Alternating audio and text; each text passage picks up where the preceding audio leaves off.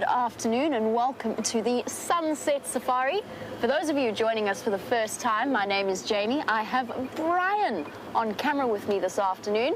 James will be out and about on Wendy with Jeandre, and together we will be bringing you a safari live from the Great Plains of Africa, slight exaggeration, the Great Bushveld of Africa. In this case, we come to you from Djuma, Arathusa and Cheetah Plains in the Sabi Sands, which falls into the Greater Kruger National Park area of South Africa.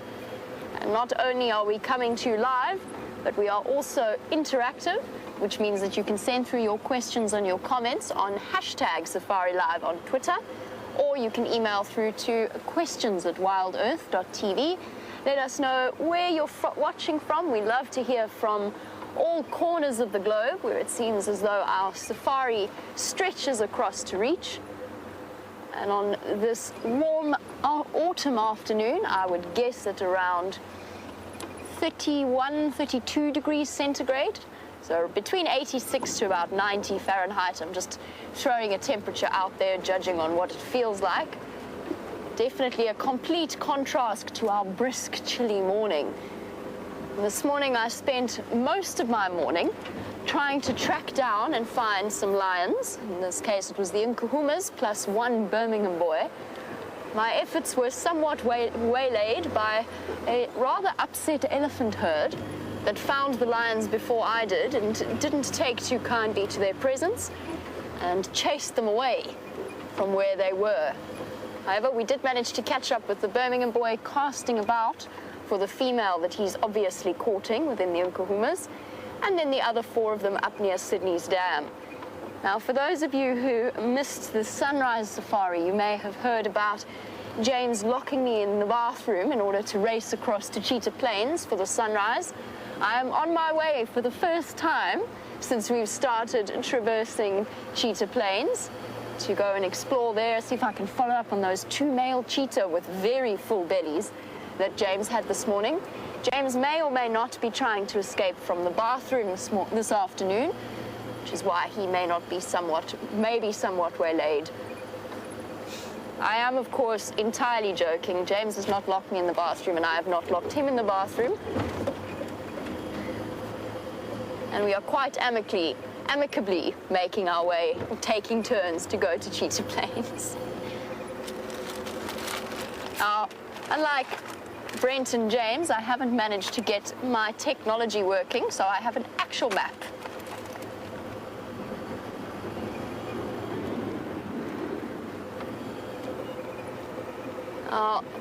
Aaron, who is watching in New Zealand on the subject of the Nkuhuma pride, Aaron was wondering whether or not we were aware of the fact that Junior was on Elephant Plains. Aaron, that update only came through to me in the last hour or so. I had not been aware of that up until that point. We knew, or we suspected, that Junior, I think I mentioned that he might have been spotted on Buffelshoek about 10 days ago, but it was never confirmed. And obviously the people that spotted him were not as familiar with him as, for example, certain of our viewers are. So Junior's done a big circuit through Kruger and come back to the center of his pride's territory. It could be very interesting to watch this scenario play out. We'll have to wait. Hopefully he decides to come through east and join us around Djuma. That being said, I say hopefully, maybe hopefully not actually. It wouldn't be the best idea for him to return to what is essentially the heart of the Birmingham boy territory, especially not at the age he's at now.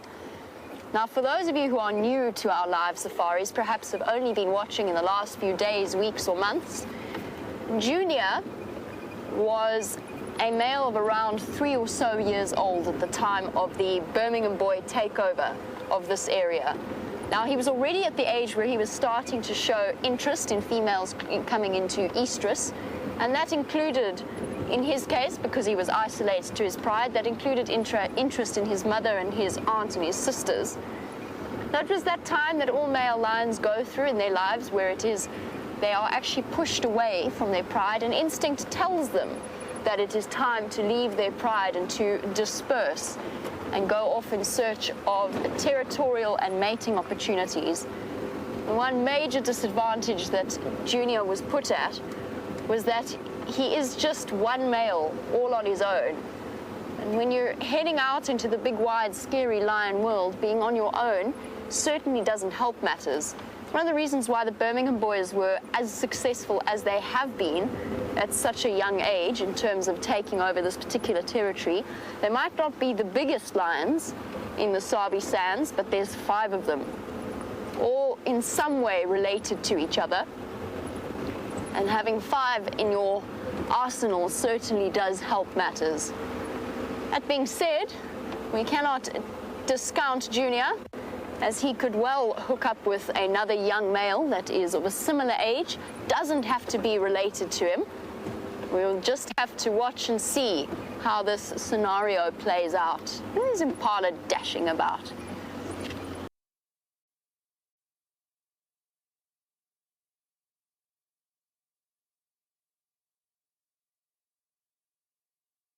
I'm going to make my way through to Cheetah Plains for the very first time. I'm very excited. While I do that, let's say hello to Mr. Jeandre. Hello everybody, I'm in a slight panic. I want to show you something there on the road. Just that little bushel on the side of the road, Jeandre. That's it there. Yay! It's a painted lady, everyone. Don't say anything, Jeandre. Jeandre doesn't like butterflies for some reason. He feels morally that we shouldn't be filming them from above. He's a very strange fellow. My name is James Jeandre. Jeandre, the strangeness, Hoppy, the foot, is on camera today. He stubbed his toe again today, and it bled.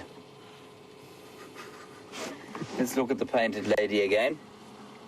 And please do talk to us during the course of this live safari. As Jamie said to you, we are live from the northeast corner of magnificent South Africa, recently voted the most beautiful country in the world, largely by South Africans, but we all agree that we do live in the most beautiful place on earth, even if the politicians are born of a stupidity not seen since most granite stones were formed by volcanic activity millions of years ago. Never mind about that. So because we are live, it would be very good to talk to you. Hashtag SafariLIVE, questions at WildEarth.tv. Just put the camera on the butterfly. Questions at WildEarth.tv, or you can also talk to us on YouTube. So that is the painted lady, everybody. Now, Jeandre, just keep filming the painted lady, because the painted lady is a beautiful butterfly. And it's the first one I've seen after I saw it in the book yesterday, and it reminded me of the gorgeous painted lady. And I will show you a picture of it just now. Jeandre, stay there. It's beautiful colors. Right. Here we go. Right, you may now come back to the side, Jeandre. There we go, well done. There it is there. The painted lady. And I feel that that picture does not do it anything like the justice that it is due, for it is such a beautiful butterfly. Thank you. Well done, Jeandre. That was our start. We will only be doing another 455 butterfly species this afternoon. Here we go. My plan this afternoon, everyone, is to go on to Arathusa for a little while. Apparently 3 of the Birmingham males were found there, possibly the same 3 that were on Cheetah Plains yesterday morning. They will no doubt be fast asleep by this stage of the afternoon. But let's just go and have a quick look there, see what they're doing. And if they are asleep, we might come back later. Otherwise, we will go back towards the Nkuhumas. And Snoop, you're wondering about the injured lion. And of course, we think well, we don't know for sure. I'm not sure which of the Birminghams was injured. Now, remember, there were 5 to start with. One of them seems to have sloughed off somewhere else. Don't know where he is. The older one, I think, has moved away. But there are still 4 that are regularly seen. And 3 of them are now on knobthorn clearings at Arathusa. One of them you saw this morning with Jamie going north into Biffle's Hook, possibly as the consort of one of the Nkuhuma lionesses. Now, I don't know which of those 4 was the injured one, or if he is indeed one of those injured ones. I'm assuming that he was. But from all accounts, all of those lions are in very good nick. They're all absolutely fine. So I'm assuming that he's probably had a good meal, got over himself, stopped complaining about life, and is basically doing okay.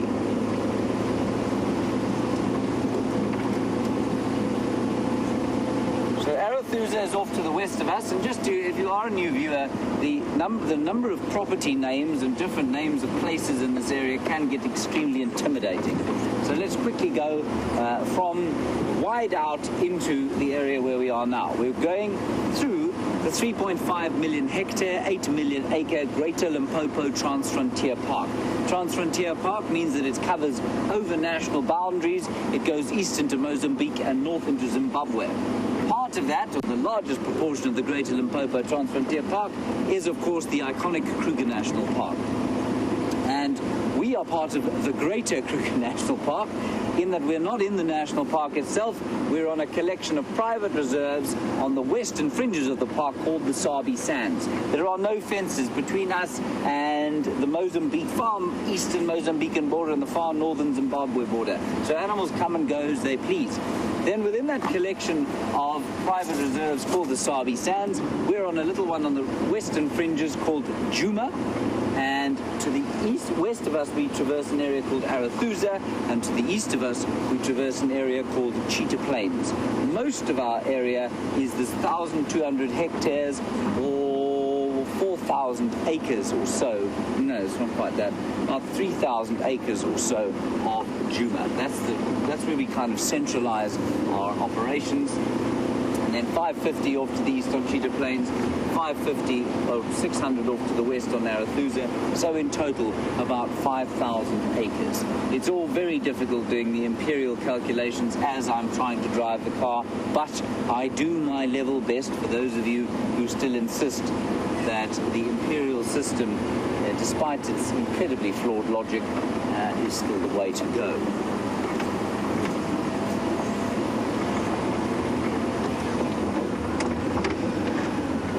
I'm just looking for another butterfly for Jeandre to film. And I mean, he's brought this upon himself, of course, because as we were leaving camp, two beautiful nyala there were, he didn't see them. So I assumed that he just wanted to look at small things like butterflies. So that's what we'll do until we find those lions on Arethusa.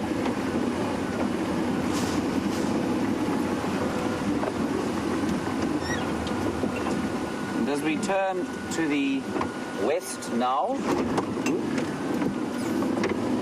just bear in mind that I wanted to show you something that is actually obscured by other trees. It's not important, we'll do it on the way back.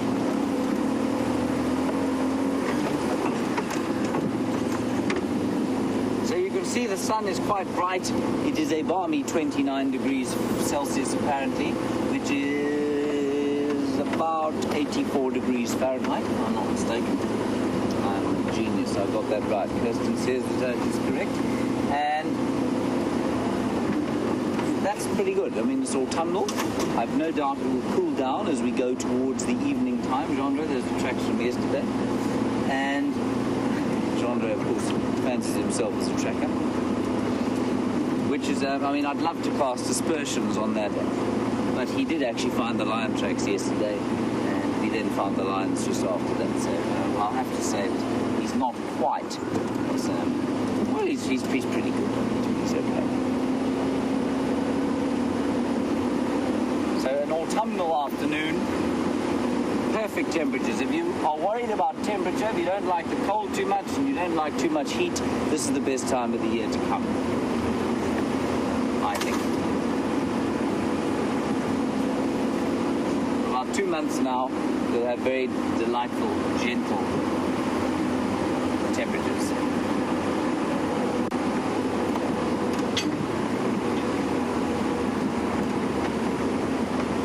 Many of you who've been watching for a long time have been concerned or have been interested in the life of Junior. Now, Junior, of course, is a now 4-year-old, I think, 4-year-old male lion who lived with the Nkuhuma pride, was born into the Nkuhuma pride of the Matimbas, sired by one of the Matimba males. And he was apparently sighted on Elephant Plains. Now, I'd be fascinated to know who identified him and how they know it's him, but it is entirely possible that that's where he is. It's quite a long way west of here. Shell, you're in Detroit, and you want to know if it's possible for him to join the Birminghams. No, not at this stage. Oh, look, I say no, nothing's impossible. I say no, though, because the Birminghams have already taken over a territory They are no longer in need of coalition mates. They don't need anyone to help them out. They have achieved what they set out to when they left the Birmingham farm in Timbavati about probably a year and a half ago. They've taken a territory of their own. They have now sired 2 or 3 litters of cubs. They're in the process of doing the same again with our lions here, the Nkuhumas pride. So the chances of them accepting a strange male unrelated to them into their coalition, I would say, are negligible to 0, I'm afraid. But what would be interesting, actually, I think, I don't think it's going to happen, is his father and uncle, who are now resident on a piece of Londolozi, roughly the same size as the room I live in. It would be interesting to know if he would join them, because they would recognize him, and while they would throw him out of their own territory, they are seriously squeezed at the moment. They're being squeezed by the Majingalans to the west, the Birminghams to the east and north. There's a coalition, I think it's the Castleton males to the south of them, and they are being seriously squeezed. And I think it would be quite interesting. If he wanted to join up with other males, his best bet would be to either join what are they called? The Shimungwe Pride males, the 3 young males there, or to join up with his father and uncle. That would be his best bet at this stage. It's always a fascinating thing, because you read textbooks and they'll tell you that this doesn't happen and this does happen, and then of course the animals come out here and they confound all predictions. So I'm never ever going to say again it's impossible for something to happen out here. So often we've ended up with egg on our faces because we've said, no, that will never happen. And the next day, lo and behold, it happens.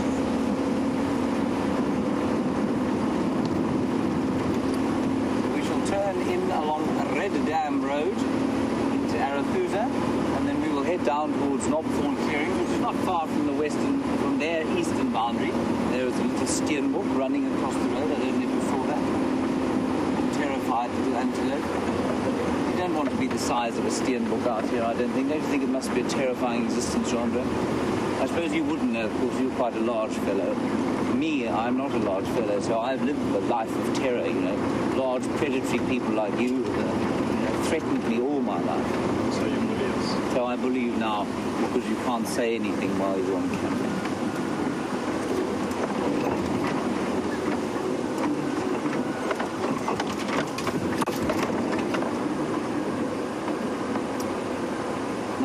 On the subject of Jeandre's favourite organism, that being the butterfly, Bethany, you want to know if we get swallow-tailed butterflies here? Yes, we do. We get 2 or 3 very beautiful species of butterfly. The most common is the citrus swallowtail, and I will show you a picture of him, Bethany, only because you asked me.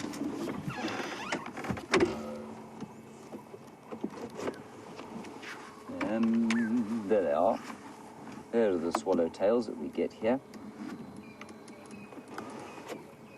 Were you showing us a butterfly? Yes. Well done. That's the citrus swallowtail. It's the most common one on the top. I have seen the green-banded swallowtail, but not very often. Then the emperor swallowtail, I think, actually may be almost as common as the citrus swallowtail, but it's just the only difference is that kind of little sticky outy bit on the hind wing. I'm sure it has a proper term, but the sticky outy bit will have to suffice for now. And one more over there that I've seen. The rest are around here. So, yes, swallowtails, thank you for that, Bethany.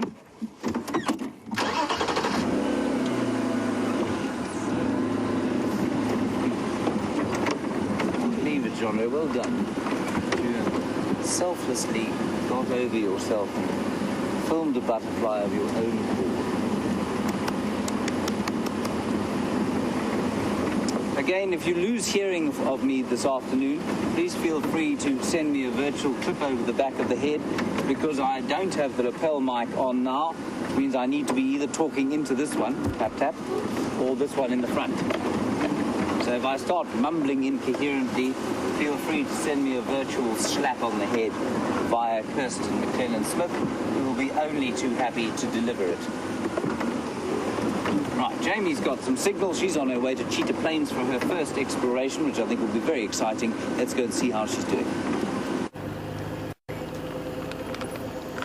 It's so exciting for me. There's nothing better than sort of not being lost, just not knowing exactly 100% where you are.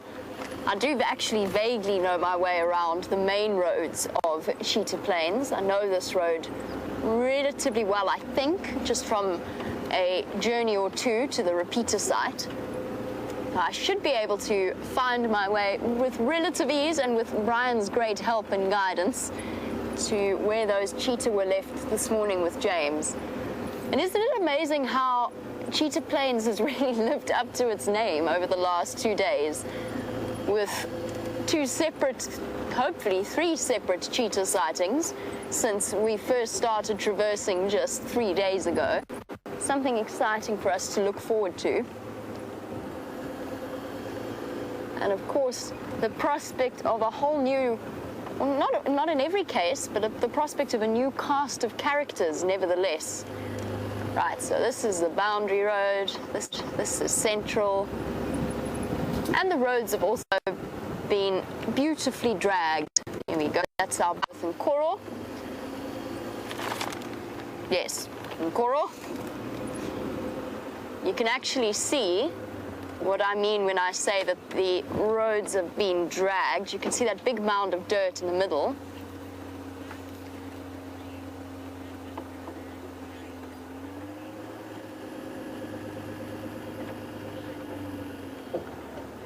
There you go, you can see where the tractor has been traveling along down the road and dragging the wheels or dragging big tires behind it is just a way of smoothing out the bumps and the corrugations that develop over time. One thing that Cheetah Plains, of course, is, for us, one of the most exciting things about Cheetah Plains has been the prospect of these long or big stretches, vast stretches of open plains. But Ravi, you were wondering what apart from the open clearings sets Cheetah Plains apart from the rest or from where we've been traversing in the past. One of the answers is that they've actually had less rain. So we're going to see the impact of the drought in a slightly different manner around Cheetah Plains. It took them, they did have a little bit of rain when we did, which is why it is still a little bit greener than it was when I first came and visited Cheetah Plains, when we were still discussing the possibility of traverse. Sorry, I have to learn as I go along. Okay, noted. I know which junction that is now. Just double checking. The best way to learn roads is to drive them. So Ravi, that's going to be one of the things that we will see the impact of. The other is we're going to start, because of its proximity to Kruger, and in fact its boundary falls in places directly across from Kruger, it's going to be interesting encountering different animals that aren't necessarily relaxed to the same degree that the Sabi Sands animals tend to be. So for example, the leopards and the elephants especially that come through here. This is a peculiar junction. Okay, whoops. That's not where the road is. Here we go. That will mean encountering animals and the prospect of encounter, and of course this applies to Djuma and Arathusa as well, since it is open completely to the Kruger National Park. There are no fences around it. But just the prospect of maybe encountering a lion pride that we do not know or that we've never seen before, or leopards that have moved in from the Kruger National Park, just like we've had that scenario with Gijima, the phantom leopard of Buffelshoek Dam. These are all exciting prospects for us as we travel along. I must say, in places, apart from the wide, vast clearings of the eastern side of Cheetah Plains, from what I'm seeing now and from what I have seen, it's actually in places denser and thicker than Djuma and Arathusa, so it's going to be different there. And then, of course, the prospect of following up on stories of leopards that have been seen in the past, such as Quarantine. Nkuhumas seems to have moved further south for the most part towards Mana Mana, although you never know when he might return. but seeing Quarantine more frequently. Quarantine was Karula's son, or one of her sons, prior to her current litter of cubs. Okay, so I want to bear left here. Here we go. Okay, I got it. I understand now. This is just a good way to learn.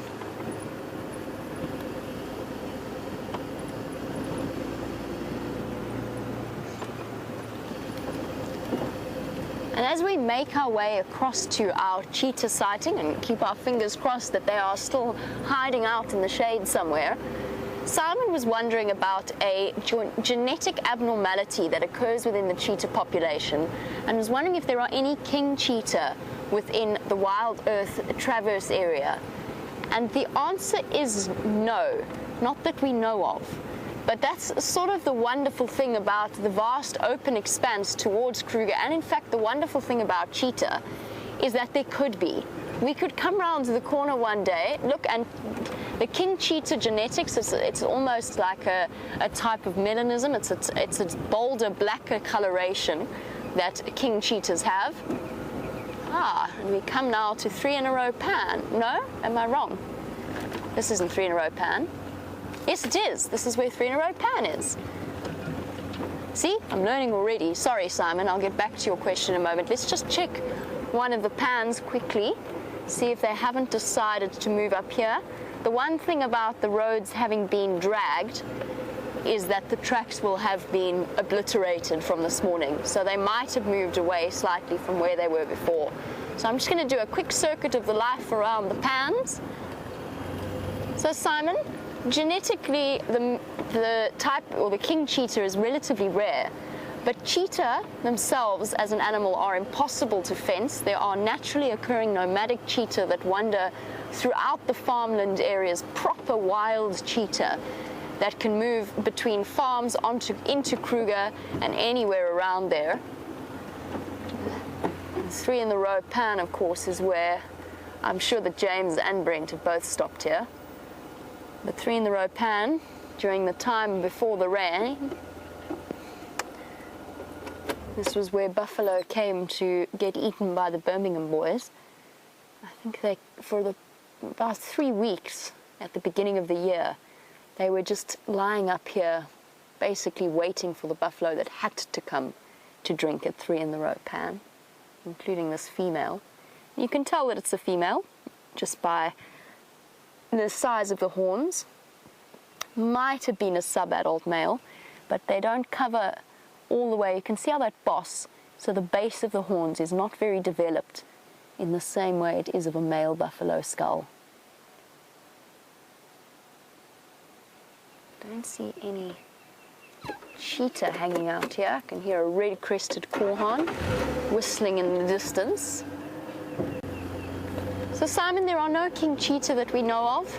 That doesn't preclude the option that gene for the king cheetah, whilst it is recessive, in other words, you need 2 individual carriers, and even then you've only got about a 25% chance that one of the cubs will be born with that king cheetah coloration.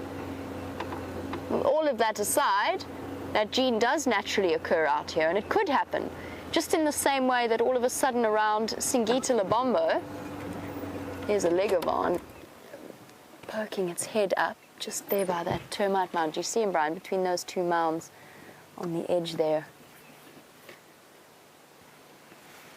Just see his little head poking up.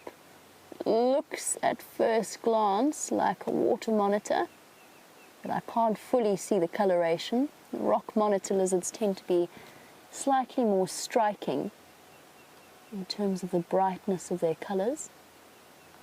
And I'm giving him a little bit of distance just to give him a chance to get used to us, and also for us to have a chance to see him clearly. Let's see if he doesn't decide to come for a swim in this pan. I think he's quite content to hide there. He's a large legovan. Let's go a little bit closer. He might duck into the termite mound itself.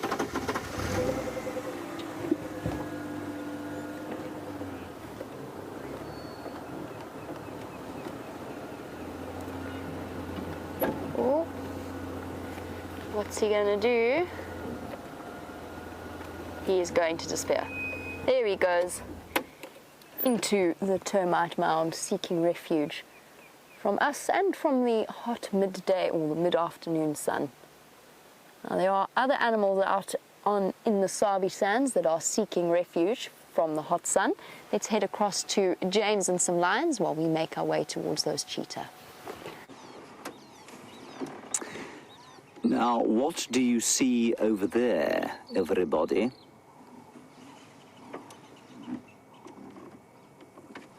Lying in the shade of that knobthorn tree there, you will see the silhouetted head of the supposed king of the beasts. And he's looking at you. Let's go and have a slightly closer look. In a little while to spot them, and eventually we pick them up, lying under that tree in the shade, as Jamie says, sheltering from the sun. It's not a very hot sun, it's a very pleasant sun, actually.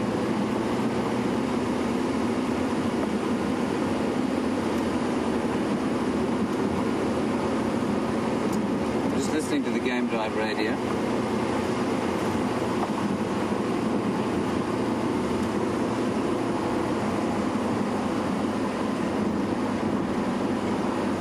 Okay, here we go. I'm going to go around here to where they have made a track already. We can avoid it. Oh look, there's a nest here. Still here. There's a nest of birds. I'm sure it is because they're very cross. There it is. You see it, Jeandre? Right here.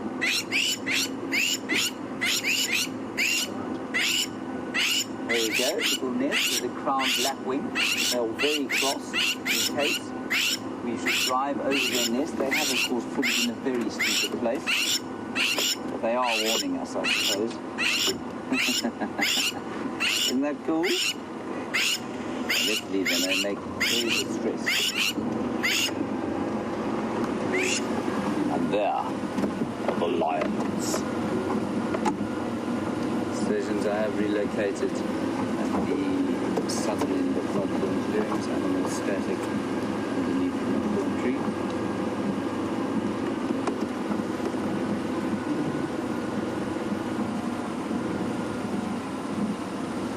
Right, let's just get into a position here, Jeandre. Is that okay for you?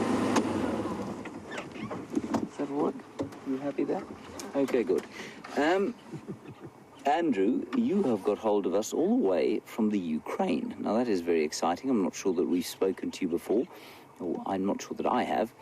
And you want to know why it's called a coalition, a group of male lions, as opposed to a brotherhood. Don't think there's any real reason, Andrew. Sometimes I've heard them called brotherhoods before. So I suppose you could call a coalition of male lions a brotherhood. They are normally brothers, or if they're not brothers, they're certainly cousins most of the time. So I guess you could call them a brotherhood. I think it's just a sort of more biological term that they use, the term coalition. What an interesting question. They are a brotherhood, though, Andrew. I mean, that's exactly what they are. And we're not going to spend too long here, everybody. I know that there are going to be people trying to get into this sighting, and, of course, these lions are doing not a great deal. And again, the Birmingham boys, to me, although we don't see them very often, they are not the largest male lions I've ever seen in my life by any stretch. They are still growing. They're only probably 4.5 years old, I think, maybe a bit older. Maybe they're 5 by now. They're probably 5. And they will get bigger. Their mange will get fuller. And they will, in fact, yeah. I mean, if you look at their noses, Jeandre, if you can get in close on him, that's it. His nose is it's hardly black at all. Now, it will be completely black by the time he's 6 years old. And the fact that his nose is almost entirely pink still tells me that he's probably not quite 5 yet. And so they will get bigger, but for what they make up, or what they lack in obvious bulk, like the Matimbas had, they make up for in a complete seeming fearlessness.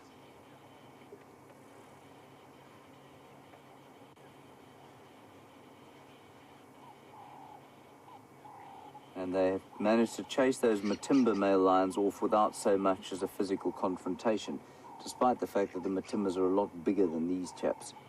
There are 5 of them, or there certainly were 5 of them, and I don't know if anybody's heard, perhaps, where the last one has gone.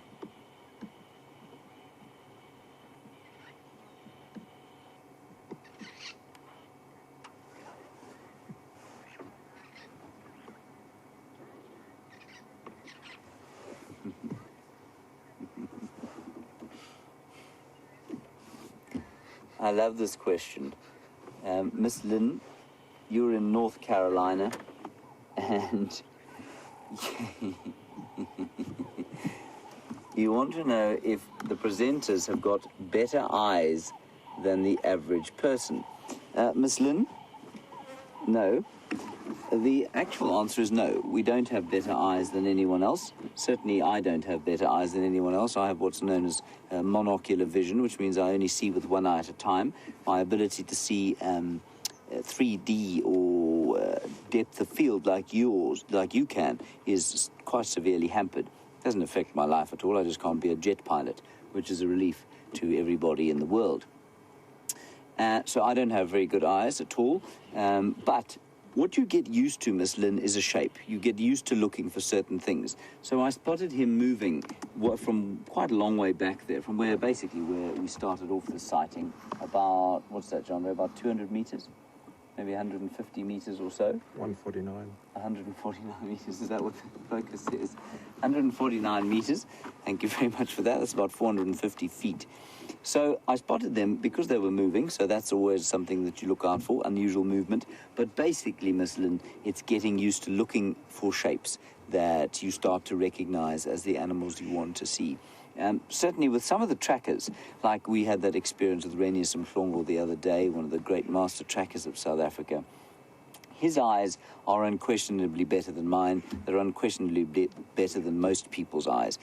Again, because he is so used to it. He's so used to looking at things. He's so used to this environment where he has spent his life looking at tracks, looking for things that he might be able to eat when he was a child, and looking for animals and different things that his guests, when he was working as a guest tracker, might be interested in seeing. And now latterly, of course, every scuff mark and every little piece that might indicate where an animal that he's looking for has gone, then he, sorry about that, my audio is a little bit bad, he will then, he can just see things that you and I are unable to see. I don't know that that necessarily means that his eyes are better, or whether it is just simply the fact that he is used to what he's seeing, and I think it's most likely the latter. Certainly, I've got to tell you, though, I mean, amongst the local people out here, sorry, just fiddling the game drive channel. Amongst the local people here, you very seldom see people who wear glasses or spectacles for short sight.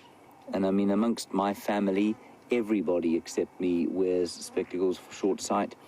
At school, many people did, and lots of sort of Europeans, I guess, as they get older, succumb to some form of short-sightedness. Whereas out here, I have to say that I think very few of the locals are short-sighted. And yes, there is a lack of access to sort of optometrists and people who can check your eyes out. But still, I think people here generally have got a better state of eyes than the average sort of European South African, which I think is quite interesting. But no, Miss Lynn, in a very long, roundabout way, my eyes are absolutely no better than anyone else's. In fact, they're probably a bit worse. Scott was very good at spotting small things. Brent is pretty good at that, and I think Jamie's also excellent. Not sure about Sam at this stage. Now, these lions, I think, ate something yesterday. One in the middle certainly is got a very fat belly, and so does the one on the left, actually. But they're doing what lions do best, of course, which is, Jeandre? Nothing. Correct. Absolutely nothing. But luckily, Jeandre, all around this clearing, there are butterflies in a huge abundance. We've got African migrants. They're the little green minty ones. We've got sulfur orange tips. We've got monarchs. We've got painted ladies. We've got broad-bordered grass whites. Well done, Jeandre. Brilliant spot. There's the salt. No, that's the minty one. That's the African migrant. Two of them in one shot. Can you believe your luck? Eh? One of those is actually a sulfur orange tip.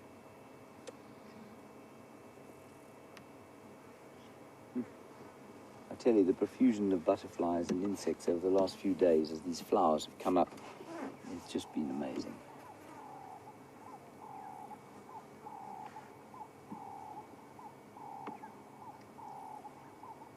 You can just maybe feel the peace of the afternoon, which will change as we go towards night.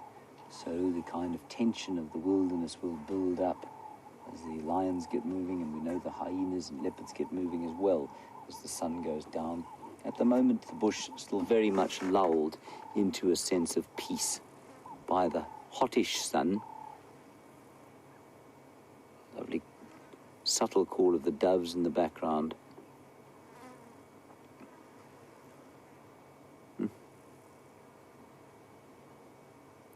Very peaceful, isn't it, Jeandre?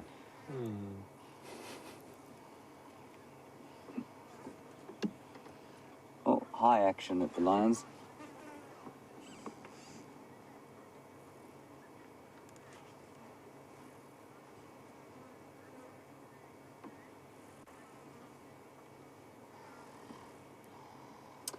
Hello, Ravi.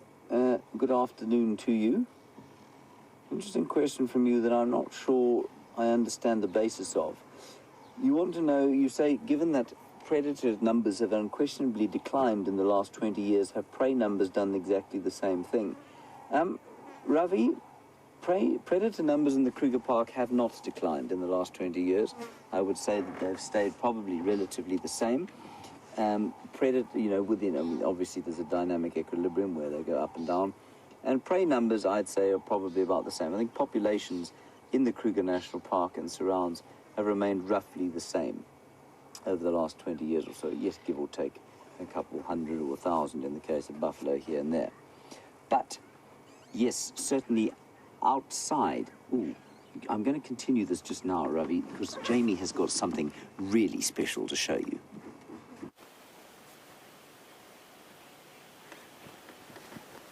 Look how exciting this is. The first ostriches I have seen since I started working at the Sabi, or on the Sabi Sands. Hi guys. And this is one of the other attractions of these large open spaces of Cheetah Plains. They're across our boundary on Mala Mala, but nevertheless we've got an awesome view of one of the most peculiar creatures that the African bush can provide. Look at them all with those long, long legs. Feels like forever that I've seen the ostriches. I don't even know what the collective noun is for a group of ostrich. Look at them running. And of course they're capable of covering tremendous distances. The females and the youngsters in the drab brown plumage, whilst the male with his leading the group with his black, striking black and white colours. Does anybody out there know what the collective term for a group of ostriches is? I'm not entirely sure. Now, an ostrich is an animal that I have to confess I have been quite scared of in my life, especially as a child. They are very, very big, obviously. I mean, they are the largest bird, and also flightless, in the world. And they're also capable of kicking with tremendous strength. We've come across to where the cheetah were last seen, and ostriches are most definitely on the menu of a cheetah out here. It's actually one of their favorite food. And I've been fortunate enough in my time to actually see a cheetah chase down and catch an ostrich. It was unbelievable to watch. And the power that the ostrich shows when it sprints like that, its speed is almost as great as that of the cheetah, can almost run as fast, but then at the same time, It can also sustain its speed for much, much longer than a cheetah actually can. Fascinating creatures. They are disappearing off into the distance. I wouldn't be surprised if those ostriches would prove to be a temptation for our male cheetah. They might have decided to follow them across. Oh, there goes a warthog dashing away. There goes another warthog dashing away. What are you running from? He goes sprinting across the plains. Surely not cheetah around there. The cheetah were very, very full-bellied from the screenshots that I saw. I'm just taking this opportunity to really properly scan this open area, just in case they have moved across.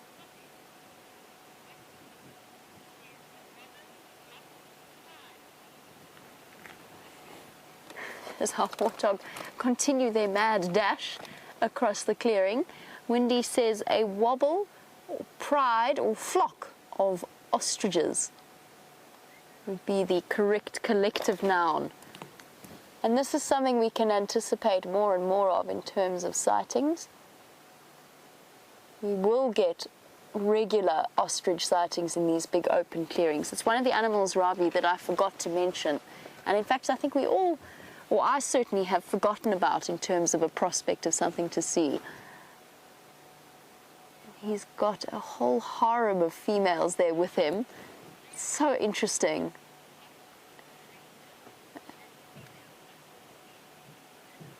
And Laura is absolutely right. A male ostrich is called a cock, and the female are called hens, just like with chickens. Now, their youngsters, their eggs, first of all, are the most fascinating thing.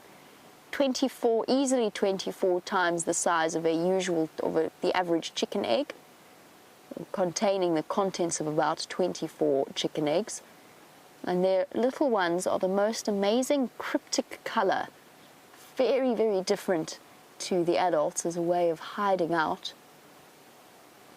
And very frequently the parents will actually shade them with their wings on these really hot days. We might even get to see their tracks at some point. We can stop and have a look. They've got two toes, one with a very, very sharp claw on the edge of it, the other a little bit smaller, and that's their main source of defense in terms of fighting off any kind of attack. That combined with their tremendous speed and the amount of ground that they can cover.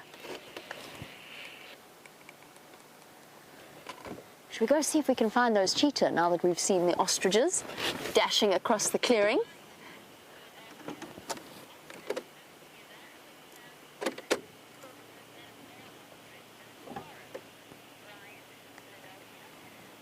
I'm just checking very carefully. Let's just wait a second, see if they don't come out into the open. I don't think that they're going to, however. I think they're more comfortable where they are.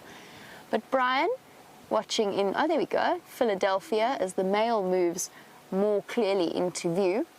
You were wondering if ostriches live together in family units or if that male has collected a harem. And Bryan, it sort of depends on the area that they are in. Males do collect harems, and in this case I suspect that this might be his. But you also get groups living together with a couple of males and a couple of females. And in certain areas they mate exclusively, one male, one female, and move about the area in pairs. In this case I can only see one male. It could also be a male and a female with a couple of almost fully grown offspring. It would be the right time of year for baby ostriches to be almost fully grown. Is that two males on the left there? It does look like it's two males on the left. Much darker colouring with quite a stark contrast between the black and the white. I think that is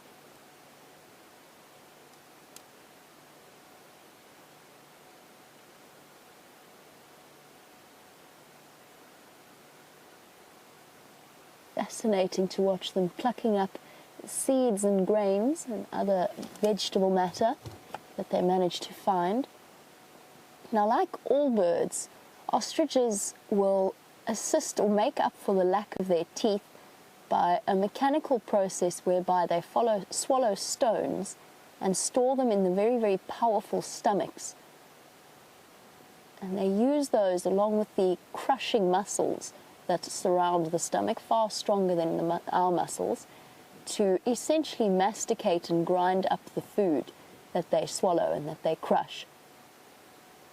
And it's a fascinating experience. That cheetah sighting that I spoke of, where the cheetah hunted the ostrich, I went back afterwards and I examined what was left of the carcass and had a look at the stomach contents. And I mean, they've got huge stones that they have swallowed. I'm talking almost the size, in places, almost the size of a large marble that sit within their stomachs, all crushing and helping to break down their food.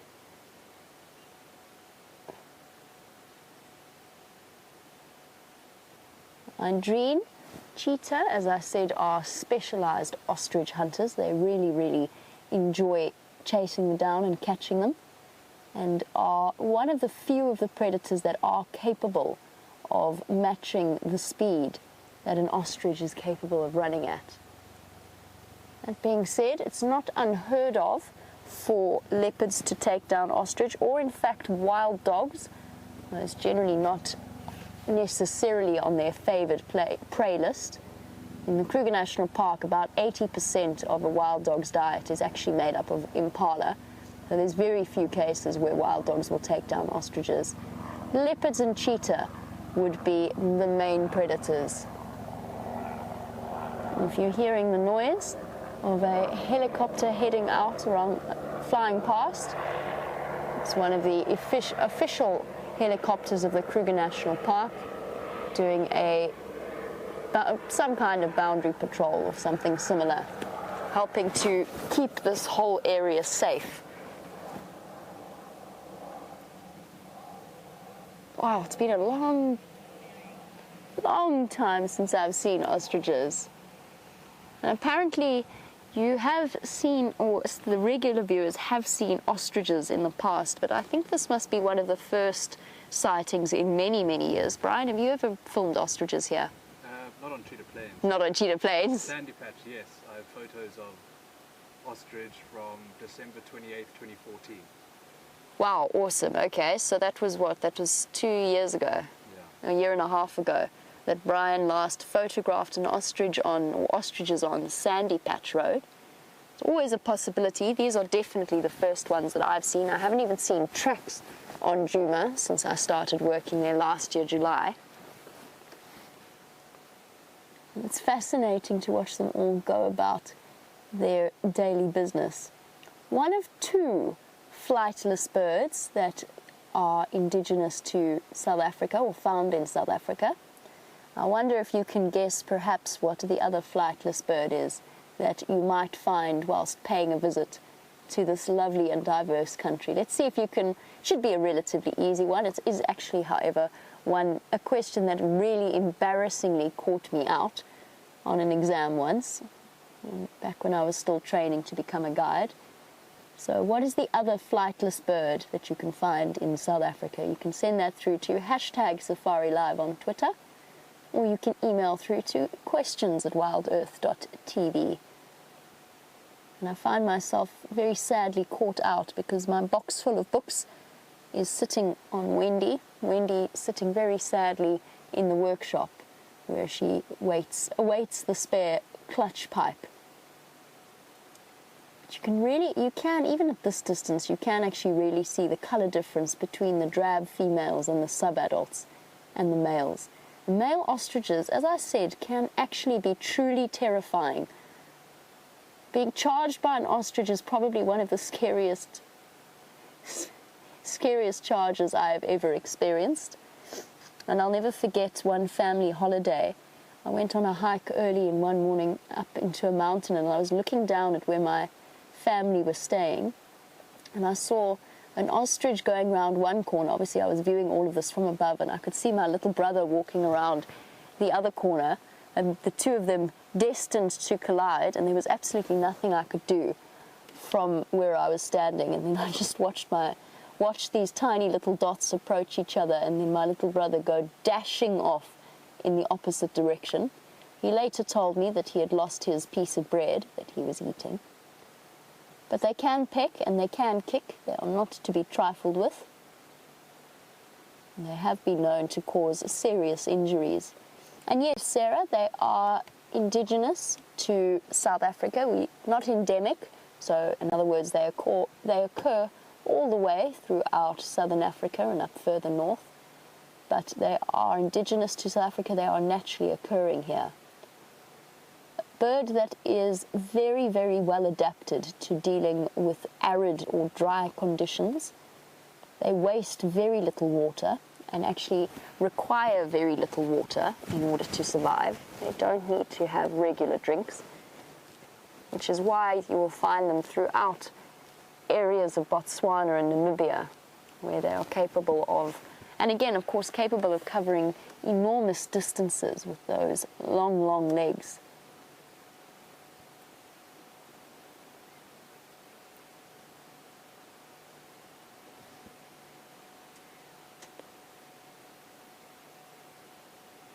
Well done to Gilly and Catherine and Wicked Ann and many more. But the other flightless bird was in fact the penguin. It used to be known as the jackass penguin. It's now known as the Southern African penguin. That was the answer to the other flightless bird in South Africa. They occur around Cape Town, Boulders Beach area, famous for them. Very, very entertaining little creatures. Their calls are incredible. And definitely something, if any of you are planning a visit to South Africa and find yourself in the Cape area, they are definitely worth paying a visit to. Just heard wildebeest calling, but I don't think it was an alarm call.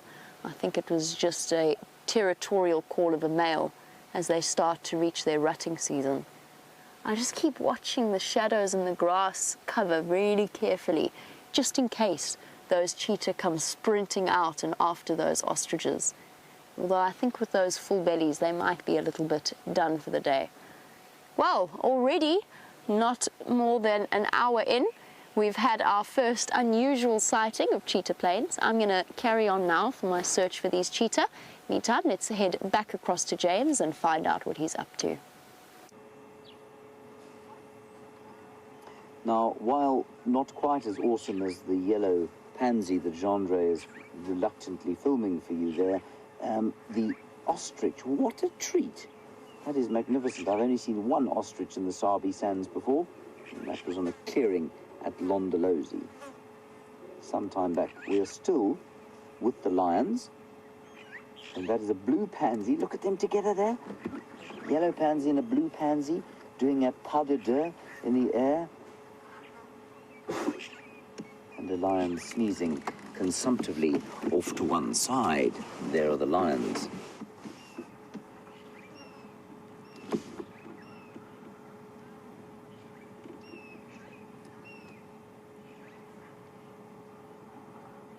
Now, we've been looking at the butterflies, of course, and yes, they are quite late in the season for all these butterflies because of the late rain we've had and therefore the late flush of flowers. And Elaine, you make a very... Sorry, I'm kind of ignoring the slightly obscene things going on with the lions there. Anyway, Elaine, you want to know about the butterflies and will they have enough time to complete their life cycle given how late in the season they've kind of bloomed? Well, I would say yes, Elaine. I don't know for sure, but given the fact that they came out late, you know, they seem to have no problem coming out late when the rains came late, so I've got no doubt that their eggs can stay dormant if they have to stay dormant. I'm pretty sure all of these adults will be laying eggs as we speak. We've seen them mating. So, yeah, I think they will have time, Elaine, to complete their life cycles. Very nice question. Thank you for that. And just a quick one. So the middle lion there is actually not in a great way. He did turn over, and then just before you came back again, he turned back over. He's got mange, definitely. He's got some kind of skin infection, so he's very easy to identify. And he's got a skin infection that is really, I mean, it's I don't know if you've watched that show, The Game of Thrones, or read the books, and they talk about grey scale. and the kind of elephantine skin that it creates. But that's exactly what's going on that lion's belly. He looks dreadful when he turns over. He's certainly very fat. He hasn't lost any condition, but I'm sure it can't be particularly pleasant for him to have. Anyway, I don't think we're going to stay here for much longer, everybody. I know I've said that before, but we did sit here for a while just to give you kind of one more view. Let's go and see what the Nkuhumas Pride are doing. They are on Djuma, as we know, or they were this morning, so we'll go and see if the 4 of them are still around. Otherwise, we'll potter about there and see what else there is to see. I think it's been a good time with these lions. What I'm going to do is just drive around quickly so that you can see what I mean by the belly of this lion.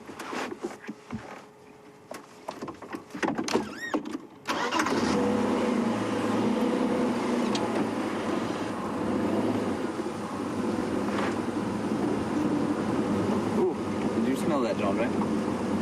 Delicious. Delicious smell of lion poo. Ravi, I was answering a question for you about predators and prey, and let me just get into position here, and I will then complete answering it. Right, so there we go. There you can see the belly that is covered in that kind of pinkish, scaly flesh.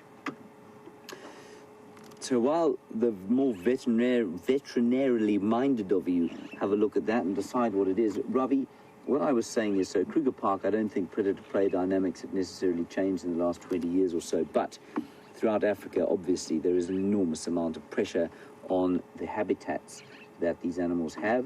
And remember that for a long period, or for lengthy periods, even of last century, much of Africa's wildlife existed outside of national park areas.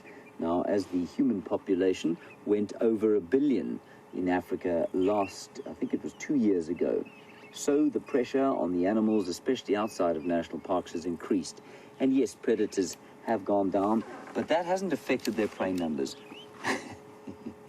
Far more, the absence of prey numbers has affected the predators. So as human populations have encroached on areas where wildebeest and buffalo and impala and all those wild antelope and herbivores exist, so their prey numbers will have been pressurized more and more. And I think that's where you'll find the decline. Now, although I say Africa has got 1 billion people in it, remember that it's actually, compared with the rest of the world, fairly sparsely populated. India, a country on its own, nothing like the size of Africa, has got over 1 billion people in it. We know China, I think, is sitting on about 1.3 or 4 billion people. The continental United States has got about 350 million people, I think, and that is nowhere near the size of Africa. So it's not like we're massively overpopulated, but absolutely over the last 100 years or so, natural areas and areas that aren't under official protection have become that much smaller.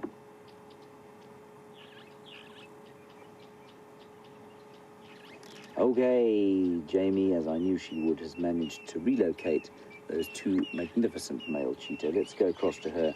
I'm going to press on from this sighting and see what else we can see. Enjoy. So far, Cheetah Plains definitely spoiling us. 2 very, very round-bellied male cheetahs.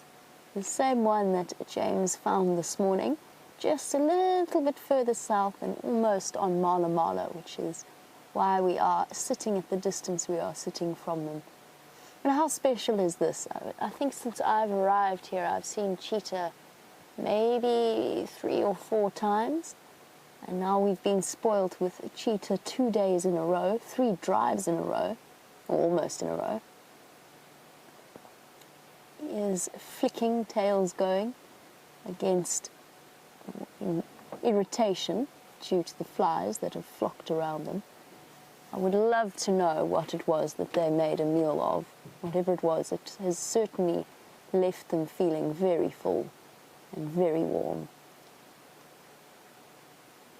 And as those tails flick about, you can actually really clearly see how different they are to leopard tails. They've just got a sort of a stiffer look to them.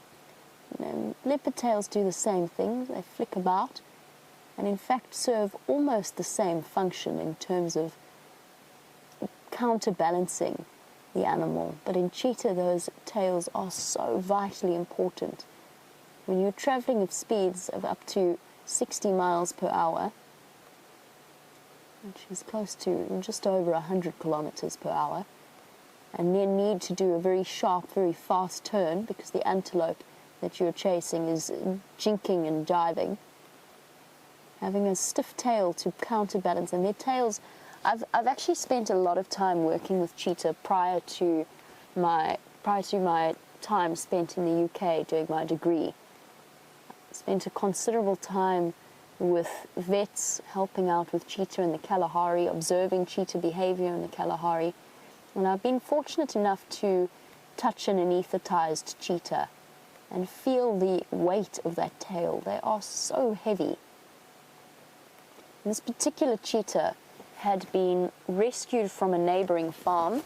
The reserve that I was working at had a deal with neighboring farmers that they would come and remove an animal for free and take it through onto the reserve on the basis, or provided that the farmer didn't try to injure or kill it in any way. And it's just one of the ways in which this particular reserve, or the management of this particular reserve, were aiming to reduce the conflict between wild animals and, in particular, livestock farmers. Because, of course, cheetah can be, in very limited circumstances, they can be a threat to farmers' livestock. And in this case, it was a male cheetah that we had gone through and removed and put into a boma, which is a fenced-off area. And he had to be in a boma for about 3 months out of concern that as soon as he was released onto the reserve, his homing instinct would kick in and he would go straight back to where he had come from. And so I spent a considerable period of time going through feeding this particular cheetah and learning a lot about his behavior. And one day when he was anesthetized for a thorough checkup and to address a minor injury, I was busy feeling the muscles around him, around sort of the back and the shoulder areas. And you think, when you look at a cheetah, when you imagine a cheetah, you imagine it like an athlete with these hard as iron muscles built up and well developed through exercise. And they've actually got a completely different muscle structure to the way that we do. And his muscles were actually soft and floppy. And it is one of the ways that it's a muscle structure that is capable of being highly energized far faster than our muscles are capable of kicking into action. It's the reason that they are capable of such bursts of speed. So I was worried, and one of the things that I asked the vet was whether or not, because he'd been confined for 3 months at a time, whether he would lose physical condition, maybe lose fitness, and not be able to keep up with the rigorous demands of hunting in the wild. And the vet said that in all of his years of experience, he has never, ever had a cheetah that's lost any kind of fitness. They're not built or structured in the same way that we are. He used to come to the fence and chirp, chirp for food. He was incredible. James is on a roll as well. He's found another Birmingham boy to show you. Let's go and have a look.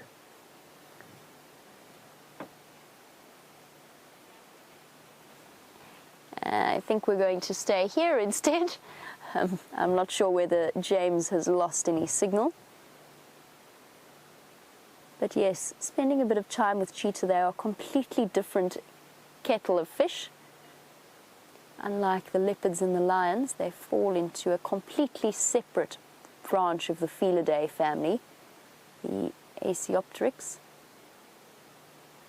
I think I've got that wrong. That sounds like a dinosaur.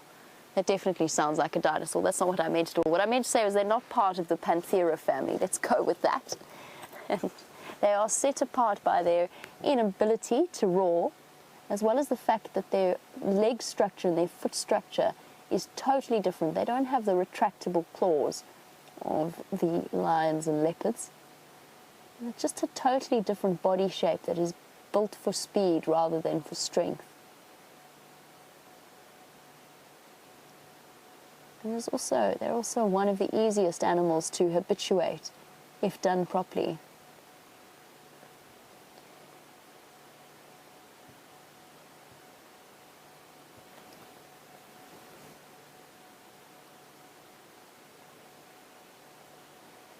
Let's try again and head back over to James and his lion. So we just were driving up the road and there we found another one.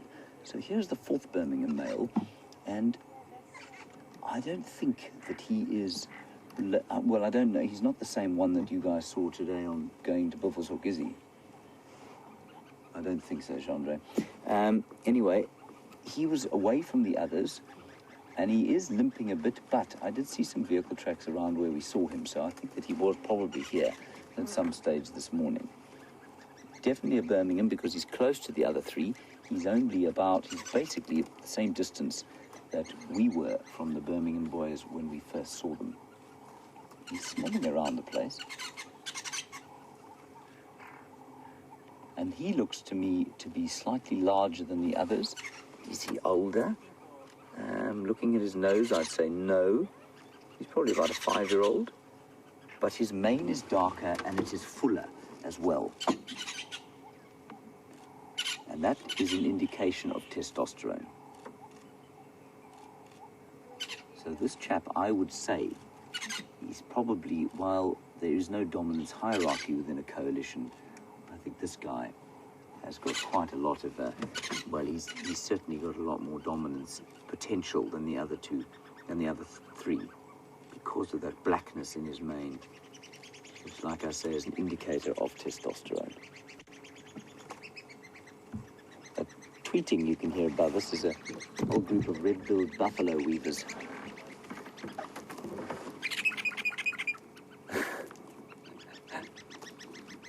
That's so cool. Anyway, we just thought we'd come and quickly show you this chap. I think they were all where he was this morning. And the other 3, Jeandre, if you just want to quickly show us where the other 3 are.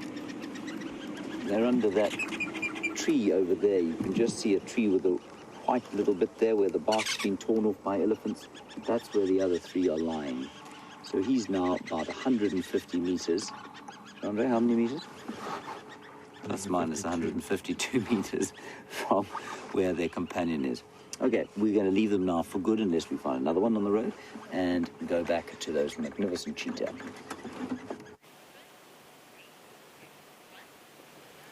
Well, James heads off away from the lions. We're going to stick around a little bit longer with these cheetah.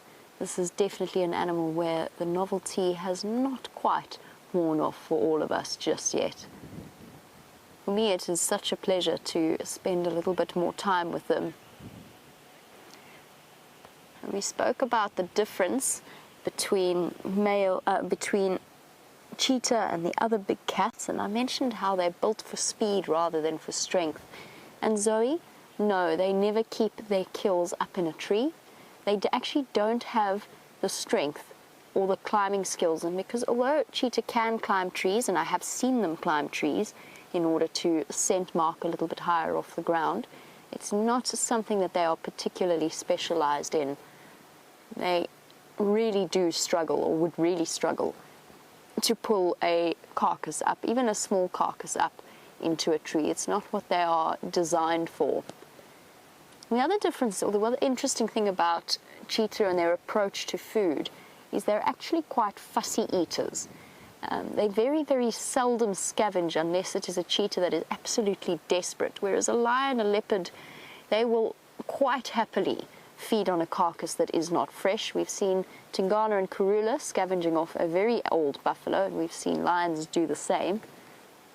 Cheetah are less inclined in that respect, and generally their meals are consumed in one sitting and one sitting alone, and then they move off away from them. One of the reasons behind that is because at the bottom of the predator hierarchy, they cannot defend their kills against any other animal that might want to steal it. I have once before seen a cheetah stand off with 2 cheetahs against 1 hyena, and even then it was a standoff that was very brief, and it was more show than anything else from the male cheetah concerned. They do a charge that is totally different from that of a lion or a leopard. They have a very straight-legged, bouncy charge as they growl at you. It's a completely foreign experience. I've only ever been charged by a cheetah once, and that was completely accidental, and it was a very, very wild. It was not in a reserve. It was a very wild cheetah on a farm with a sub-adult cub. And she charged me in defense of her kill. It was a fascinating experience, because for the most part, cheetah actually habituate, of all of the big cats, cheetah actually habituate the most easily to human presence, particularly human presence on foot.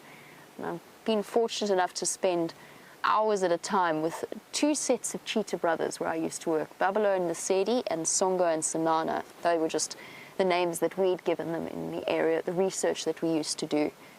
And we used to be able to find them. It was a closed system, so it was a much more confined area, so they were easier to find and easier to spend time with. But I used to be able to sit about 15 meters away, it was about 45 feet, even closer at times if I was alone, and just sit and watch them behaving naturally. It was such a pleasure. They are very special, very interesting cats.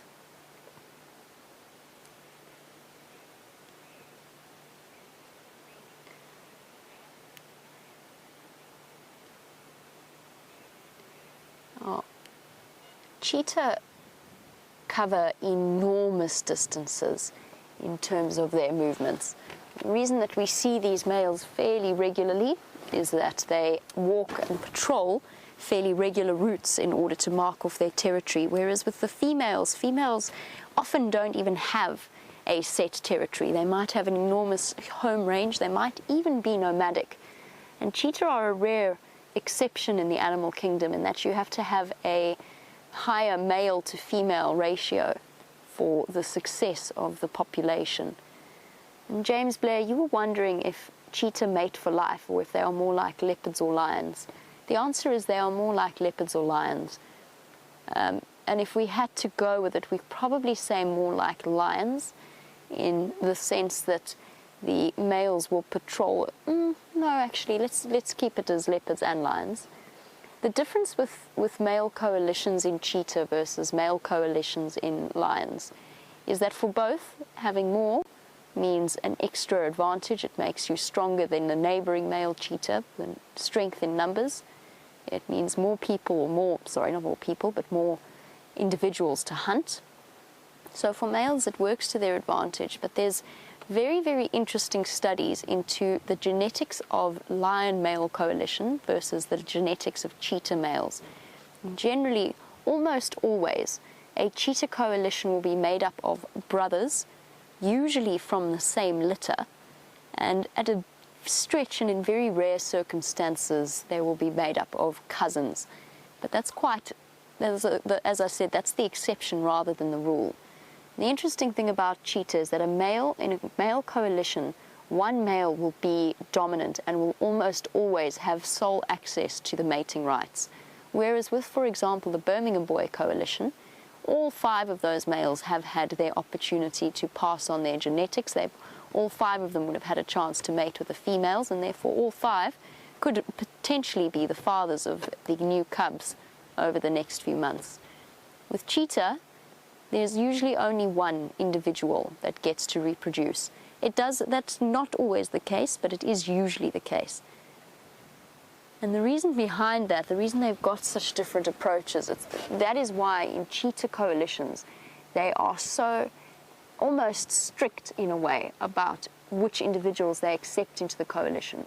Because if you are the submissive brother, and you are now assisting with the passing on of genetics that are not your own, you want to make sure that they are as close to your genetics as possible. So it's worth the investment of protecting a territory and sticking together in a coalition, provided their brother, who will share 50% of their DNA, is the one that passes on the genetics. Whereas with lions, as I said when we chatted about Junior, very often male coalitions are made up of lions. It's not the case in the Birmingham Boys, but very often coalitions are made up of lions that are not related to each other. It doesn't really work that way with cheetah at all. So these guys are probably brothers, and most likely, if the rule applies here, and of course you can't ever have a strict rule in the bush, but most likely these two boys are brothers in terms, and probably from the same litter. And it's going to be so much fun to get to know them a little bit.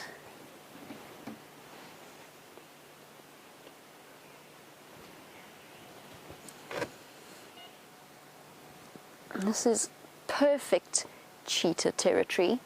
Open space so that in the chase they can actually stretch out to their full limit and reach their full speed, and at the same time plenty of little bushes and shrubs which will make sneaking up on the prey slightly easier. And that's one of the reasons why we are so excited to be traversing Cheetah Plains.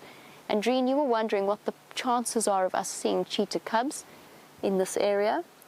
I'm still getting to know the different individual cheetahs. So far, as I said, I've only seen these two boys once or twice, and that very skittish male that made his way onto Jeandre a couple of weeks ago.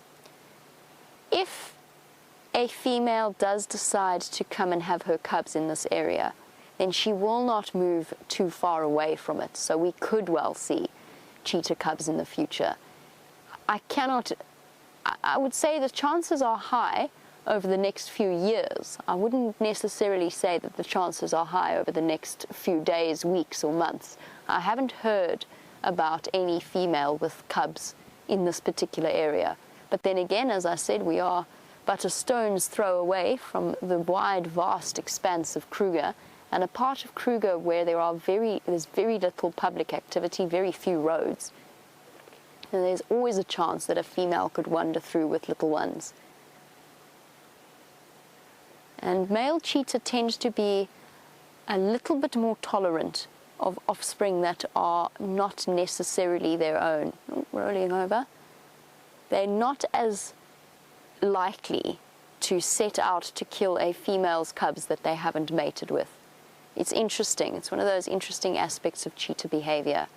It's still a possibility, of course, to bring that female back into estrus, but it's not always necessarily the case. Somebody's got an itchy back of head.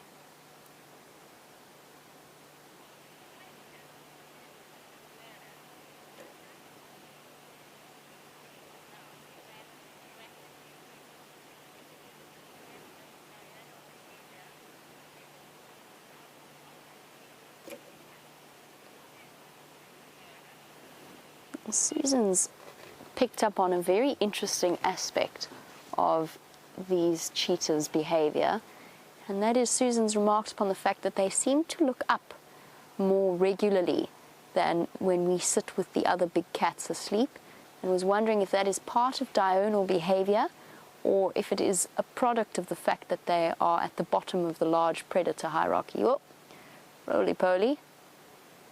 With that enormous stomach, I'm not surprised that happened as quickly as it did. Susan, I would say that yes, it is more likely a product of the fact that they are a weaker cat rather than it being diurnal behavior. So with wild dog packs, whenever we've sat with wild dog packs in the heat of the day that are asleep, they sleep properly. Cheetah need to be a little bit more on alert. And particularly with those full bellies, they probably feel a bit more vulnerable than usual. Because although you can never underestimate their agility, they probably feel a little bit less agile than they might usually. They might also just be hot and uncomfortable with those round bellies. But yes, I have noticed with cheetah, they tend to be a bit more restless. You can also factor in the diurnal point. They are daytime animals, although to be honest they're more crepuscular than they are diurnal, especially in summer and autumn when it's a bit hot for them to be constantly moving throughout the day. The early mornings and the late evenings are the best time to view cheetah activity. I also think, to be honest, I think the flies are driving them mad. You can see how those tails are constantly sweeping backwards and forwards. I also think, and this is an observation that isn't backed up by any research or fact that I know of, I also think that cheetah have more conscious control over their tails than, for example, leopards do. And I don't know if it's the product of the way in which they use them in running. Perhaps they need a more conscious level of control.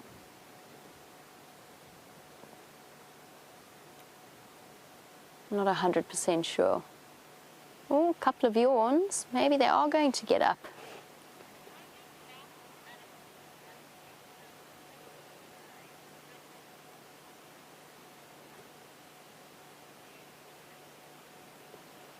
Really, really nice question as we watch these cheetah from James's Cap on Twitter.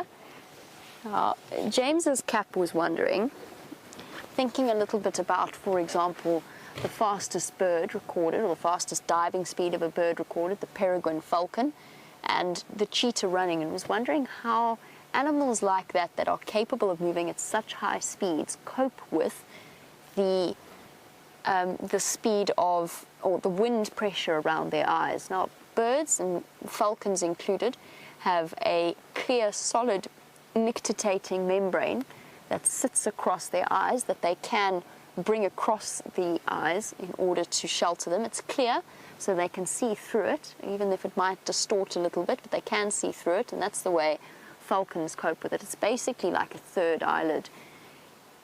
Oh. Oh, don't go that way. Come this way. This way. Not that way. Come on, boy. Oh, he's just going for a slightly cooler spot. On hot days like today, with those round bellies, the ground where a cat has been lying after a while starts to heat up and is no longer a nice, cool place to lie. And so they get up and they just relocate to a cooler spot, just like turning over your pillow at night to rest your head on the cool side. Also moves them away slightly from the flies. So James's Cap, with cheetah, I'm not 100% sure. I mean, they do have a thicker membrane than we do around the eye. They've also got residual third membranes in the corners of their eyes, but those don't come out really to cover the eye while they're running, because that would make them far less effective as hunters. So I guess they just have to narrow their eyes and deal with the wind chill and the wind impact in that way. But it's a very interesting question, and we'll discuss a little bit more about the cheetah's eyesight when we return. In the meantime, let's head over to James and some of their favorite food. Now, I am prone to a bit of hyperbole now and then, everybody, but this is a giant herd of kudu. There are 9 of them here at least.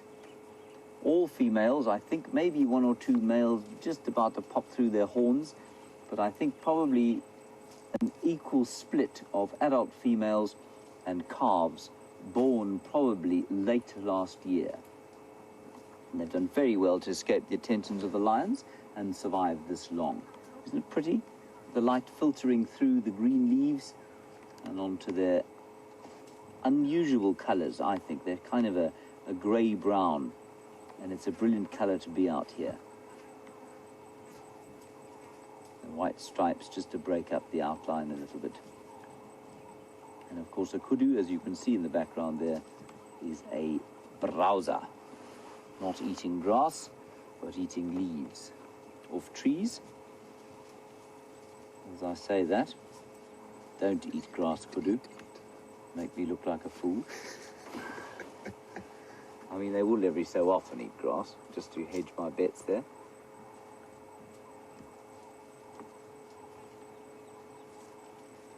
They all look very peaceful, I must say. Chilled to the max, as they say, in the more modern parlance than I'm normally able to speak in. No.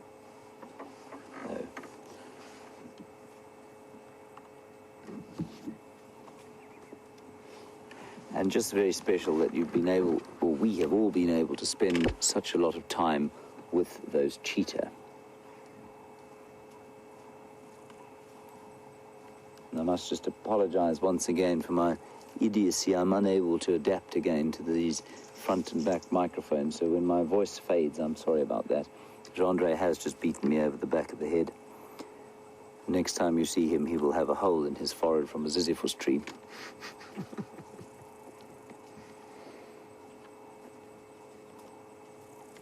So all of these youngsters have, although they're only probably, shall we say, 5 or 6 years old, 5 or 6 months old, they have already weaned. And they're all fully into eating leaves at this stage. I'm just going to reverse slightly. I think they are truly spectacular antelope, the kudu. Are you happy here, Jeandre? Oh, we've probably got the best view that we're going to get. And we've come into the area around Treehouse Dam in the, well, I mean, it's probably not vain, but in the hope that maybe we'll pick up tracks of Karula and her little babies. I have yet to see the, well, I have seen the little ones once by mistake. And so that's what we're going to do. All right, let's quickly go back to the cheetah. They're starting to move. One of our cheetah brothers has already moved south and across down into Mala Mala. The second is yawning and rolling around on his back. Up there he goes. And he's going to follow suit. So this might be, in fact, probably will be. Oh, that's so beautiful in this light. The last view that we have of these majestic cats for the afternoon, although I don't think I've ever seen a cheetah as fat as this. They are positively enormous. I'm going to shuffle forward a little bit just to get one last view.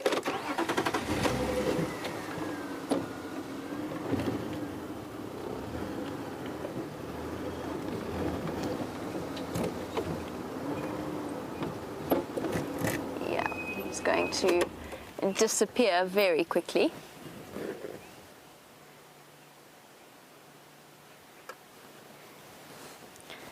Since we have seen them now 2 days in a row, Jeffrey, watching in Texas, was just wondering, these cheetah need names. Who gets to name them? And it's something I'm actually going to ask the other guides in this area, Jeffrey, just because they will have seen these cheetah on a more regular basis than we have. And we might find that they already have names, although I must admit I've never heard them referred to by name. There they go. Last view of our lovely cheetah brothers. So at some point, yes, I think that a name would be a very good thing. We're going to double check with the other guides to make sure that they haven't got names already. And then at that point, I'm sure that we can open it up to the floor if they don't have names, and we can decide exactly what it is we're going to call them. But let's wait. Let's just wait, hold off a little bit, see if we see them regularly, or if this was just a once-off really good 2 days. I think we're going to see them regularly. We know that they walk this path all the way from here, from south of us in Mala Mala, all the way through Torchwood, through Buffelshoek, and into and onto the signboards around Manyeleti, in the middle of Manyeleti, where we used to drive past in order to get to our camp when we used to live there. So we'll have to, I'll discuss with the other guides, and we'll just see what kind of naming procedure we're going to follow.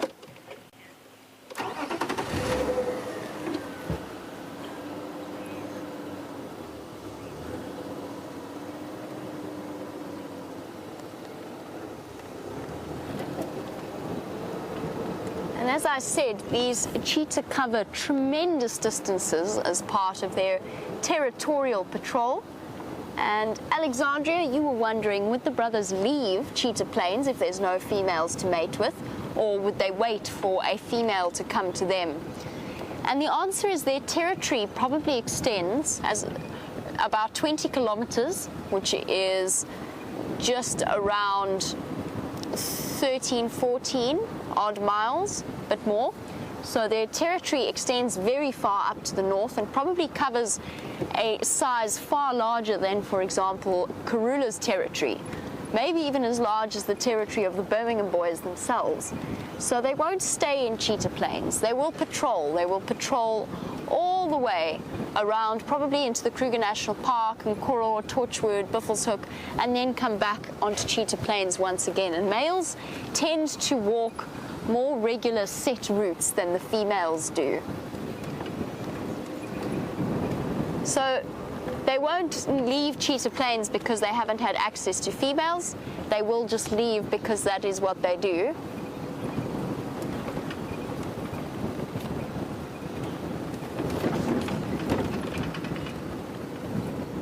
now cruising along. Just want to make sure that I'm not going to go dashing off into the wrong area.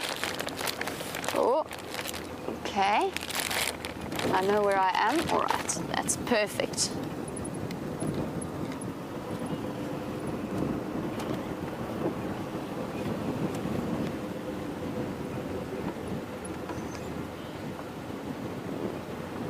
Watching the cheetah wander off, Charlotte was wondering, Charlotte who is watching in Port Elizabeth, if one particular brother will be the leader of the two.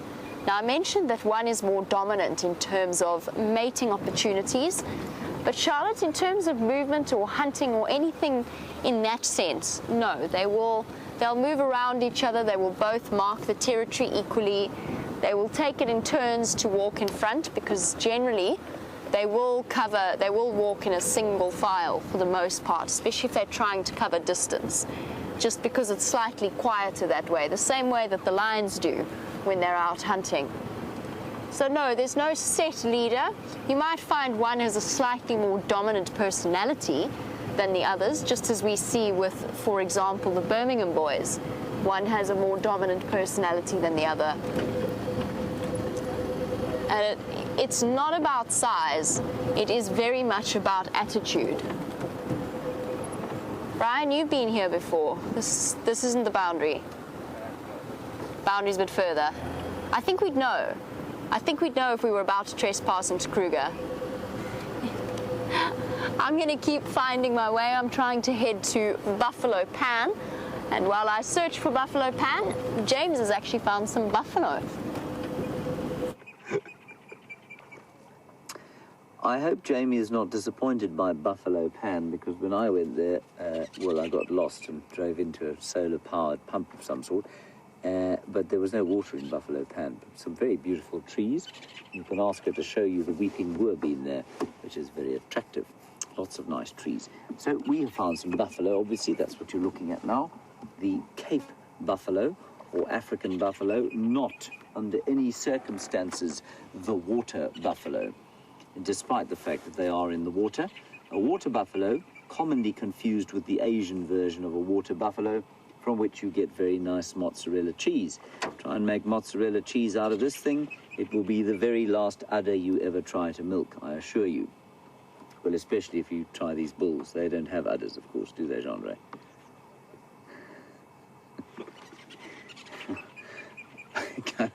That story kind of got away from me, everyone, and mine started moving faster than my mouth. Anyway, back to what we're seeing here. This buffalo is chewing the cud, and that means he's re-chewing his breakfast, probably. I always like to see buffalo this time of the day. I feel that they are, well, I guess, I hesitate to say this, they remind me of my father, I suppose. They're very relaxed, they're kind of done with the day's work, and they're having their tea, basically, and contemplating life before they go off on a crepuscular walk of this general surrounds, followed by a bit of supper. Now, what is interesting here, yeah, those two oxpeckers, you see the one on the right is begging from the one on the left. But interestingly, he looks like he's a juvenile yellow-billed oxpecker because he's got a yellow beak. He clearly isn't. I'm sure he's just in a transitional phase. I'm sure he's a red-billed oxpecker, despite the fact that he has got yellow on his beak. And I think he's a red-billed who's just begging from his mum there, hoping that she'll still give him some food, even though he's well old enough to be feeding himself. I'm just going to quickly check in the book. Because and for those of you who don't know, the yellow-billed oxpecker is much rarer than the red-billed version. And the juvenile tends to look the same with a colourless beak, but they don't have a picture of a kind of intermediate one. So let me check on my very clever app on my telephone, which I have lost sometime.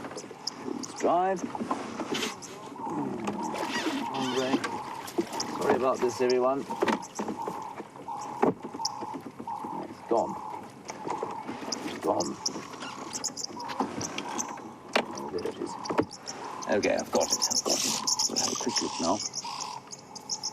Now, for those of you also, I was just reminded while I was talking about this yellow-billed oxpecker, or possible yellow-billed oxpecker, that we saw today 2 yellow-throated petronias. Now, I know many of you like to keep bird lists, and I would love to know if any of you had the yellow-throated petronia, used to be called a yellow-throated sparrow. I'd be fascinated to know if any of you have seen a yellow-throated petronia before. Jeandre, have you ever seen a yellow-throated petronia? I didn't think so. I'll show you a picture of one, everyone. That was definitely a yellow-billed oxpecker. Look, Jeandre, I'll show you. Well, I think it was most likely. One doesn't want to say definitely too loudly in these particular areas. So we look here. Those are yellow-billed oxpeckers, all of them. Hold it as still as I can. And adults all the way along the top of whatever creature that is that they're sitting upon. But there is I think a juvenile yellow-billed with a yellow bill just like the one we've seen, which I think is really quite interesting. Yeah. I just got to tell you that the amount of willpower it took for me not to start tearing at the flesh on my right calf right now is astounding. There is a biting fly. It is going to die. Sorry about that violence, but it was very, very irritatingly sore and itchy at the same time. Okay, let's leave these buffalo. They're about to go off, as is my father, I've no doubt, on his evening walk, and we'll go off towards Twin Dams, I think, at this stage, and then we'll do a little turn down around the southern boundary, see if we can't find some tracks of Karula coming this way. Drawn black, Jeandre.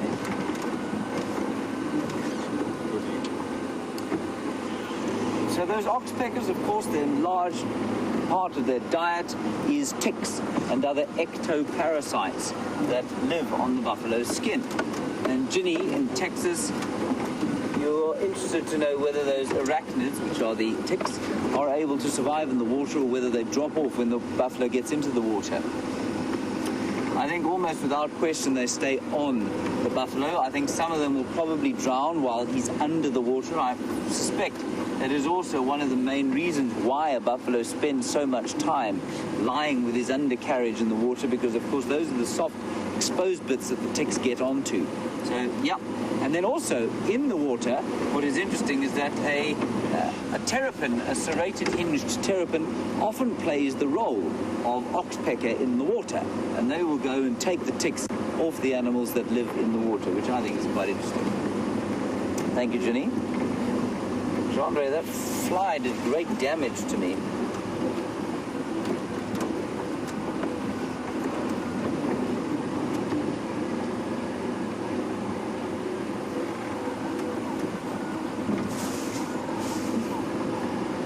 Now, Nathaniel, you are in school right now, in Jackie's class in Illinois, and there are a few things to your question that I think are very interesting, and I'd like to address them all.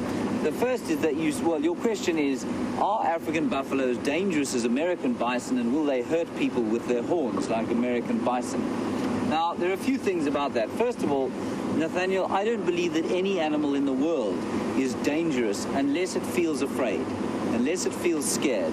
So I bet that you've had an experience or two with a domestic animal like a cat or dog, which is relaxed, but if it becomes scared, it will become aggressive. So that's the same thing with wild animals. So those animals, they are potentially dangerous. They are not dangerous by nature. Now, interestingly, Nathaniel, the American bison, before or in prehistory, is much tamer than one of these African buffalo. And you will read stories of the old American West where, the pilgrims, for want of a better term, would walk up to them. I mean, you could walk in amongst a herd and they'd do nothing because they didn't react to people as hunters. Slowly, I'm sure that relationship has changed, especially when guns arrived on the continental United States and so the bison started to be killed a lot more. And I mean, the thousands and hundreds of thousands of them were killed by hunters over the years. I think that's probably made them quite a lot more angry than they were before. The African buffalo, however, has evolved with people, and because of that, is more likely to be afraid of us and therefore more likely to be dangerous than an American bison. So Nathaniel, that is the kind of answer I would give you. I don't know much about American bison. Safe to say that I don't think that they are what we call inherently dangerous. I don't think that they would charge you for no reason. If they were very scared, then they might. And the same thing goes for the African buffalo, which is known by hunters to be a very dangerous animal. But that's, of course, it would be, because if you hunt an animal, it is obviously going to become dangerous because you are threatening its life. Thank you, Nathaniel. Very good question. And I hope you keep watching. And I hope most fervently that you will be able to come out here one day to Africa, even if it's to East Africa, to see the wonders of the wilderness out here.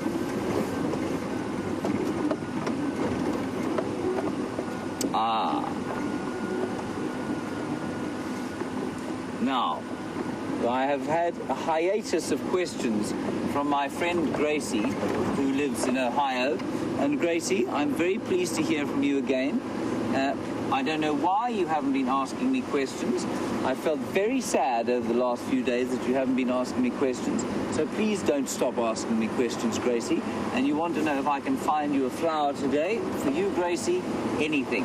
I will definitely find you a flower. I will find you 10 different kinds of flowers, Gracie. I may not be able to identify them all, but I will find you 10. How's that? No, I can't see any, but I will find some.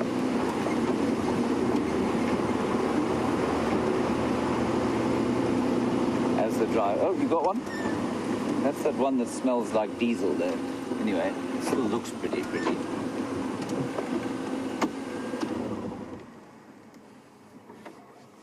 There you are, Gracie. There's your first flower. That's a white flower, whitish green, and the leaves smell like diesel. And I can't find the flower in any of the books, so I don't know if anybody can find it for me. I've asked Judy H., who's the resident botanical expert on Twitter. I haven't managed to find any responses, but I haven't been particularly fastidious in my investigations of Twitter over the last little while. So there's your first flower, Gracie. And while we look at the second one, Alexandria, you want to know what the difference between a home range and a territory is. And I assume because maybe Jamie was talking about home ranges and territories with regard to those cheetah. A home range is not actively defended. So something like an elephant has a home range in which they will normally live, but they don't mark the territory and they don't defend it from other elephants. So that would be a home range. Then a lion, for example, has a territory.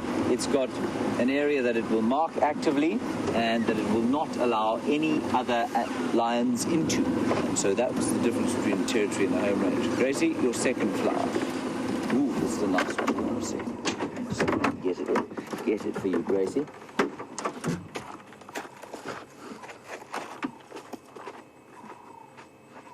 You are looking at the acacia flower, Jeandre. So I'm going to pick this one for you, Gracie, because there are lots of them. And what I'm going to do, smell it. Now, Gracie, I want you to take a deep breath in through your nose. Right about now. Go. And what you'll smell is an orange. It will smell like you've just put your nose into an orange, and that's what it smells like. There you are, Jeandre. Smell that. It's the first year I've ever noticed that these acacia flowers smell like oranges. Jeandre just put it into his nose. I don't want it back again. Thank you very much. So, Gracie, that's 2. Flowers. Let me plug myself back in, or McLennan Smith will start shouting at me. There we go. It's turning into another beautiful afternoon.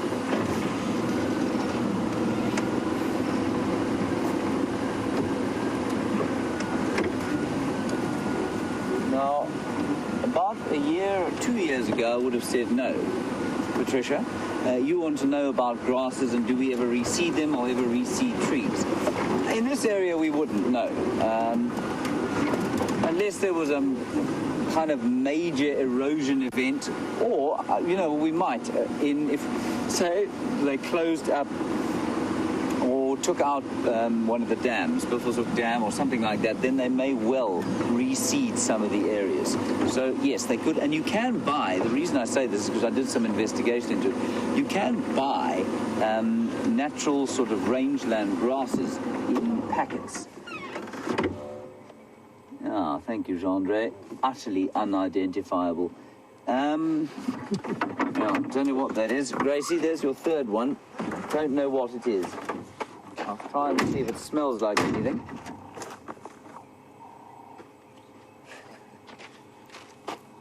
No idea.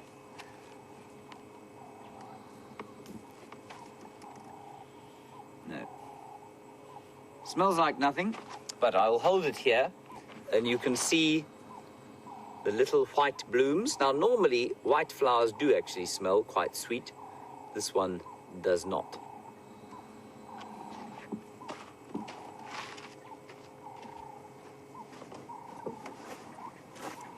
And then trees. No, we wouldn't really reseed trees. No. I mean, largely there are substantial numbers of trees out here, and so whereas, yes, they would be reseeded in urban areas in South Africa, like Johannesburg, for example, which is the largest urban forest in the world. It actually shows up, some of the parts of Johannesburg show up as a rainforest on satellite maps. But no, not in this area, unless you were rehabilitating a piece of land. So if you've destroyed a dam and you were going to rehabilitate the area, you wouldn't be planting any grass or trees.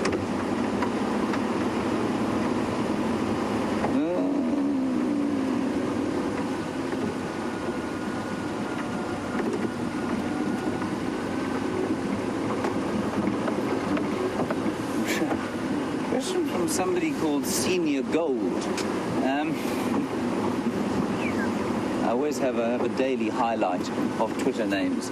Senior Gold, you are currently my highlight for this day.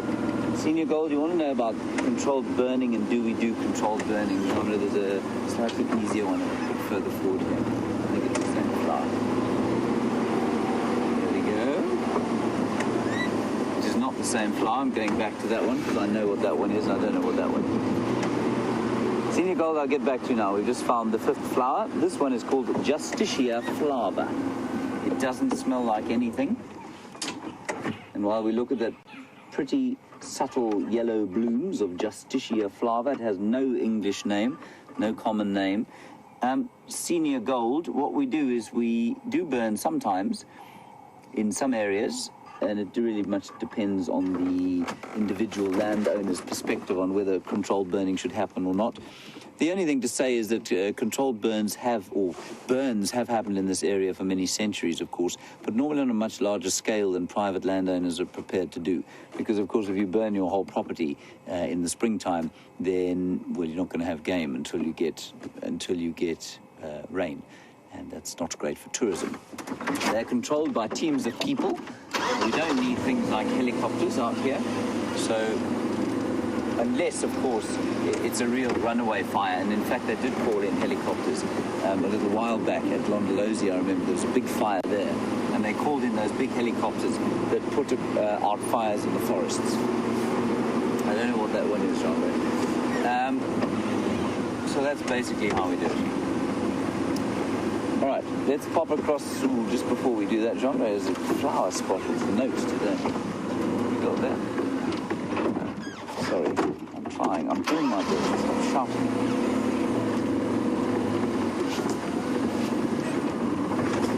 Right, here we go. Quickly get out. And we'll go and head across the plain now. Here you are, Gracie, number 6. I'm not going to pick it because it's on its own.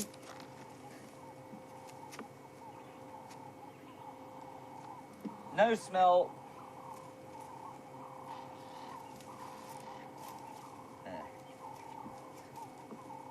I think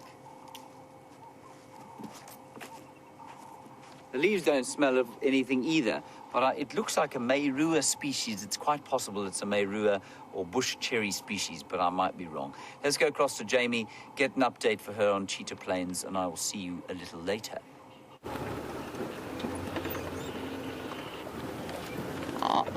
I didn't manage to find Buffalo Dam. I went slightly off the beaten track and not really 100% where I intended on being.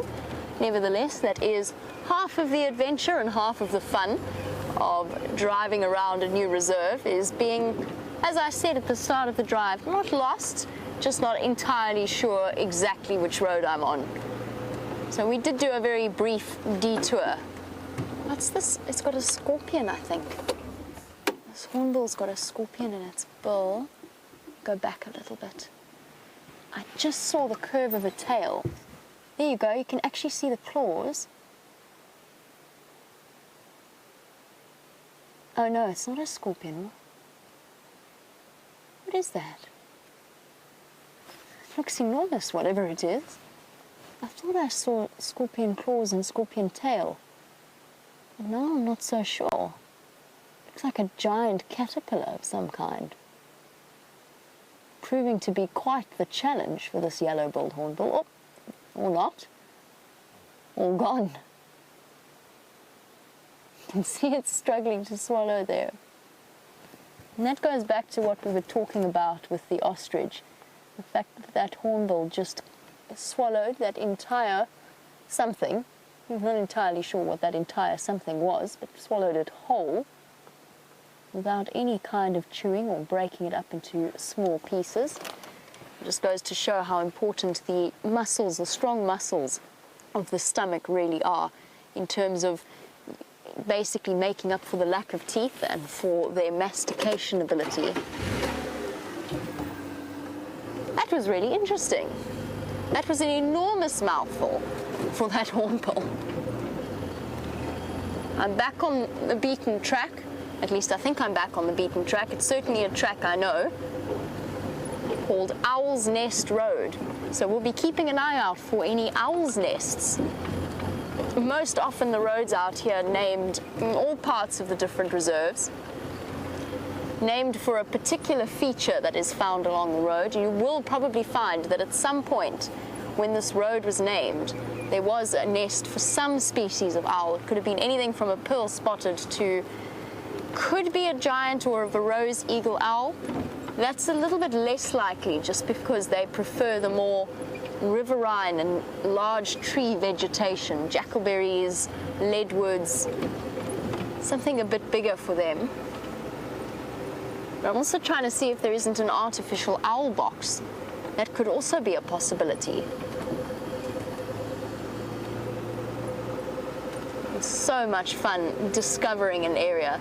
And Bryan and myself are actually going to start making our way back towards Djuma, just because James's spotlight wasn't working terribly well this afternoon when he set out on drive. So we might have to be covering the last few moments of the show. And I'm not sure how well. I'm still not 100% au fait with exactly where the bad signal patches are on Cheetah Plains. There might be certain areas that are worse than others. And we'll head back to where we know we have signal at some point relatively soon.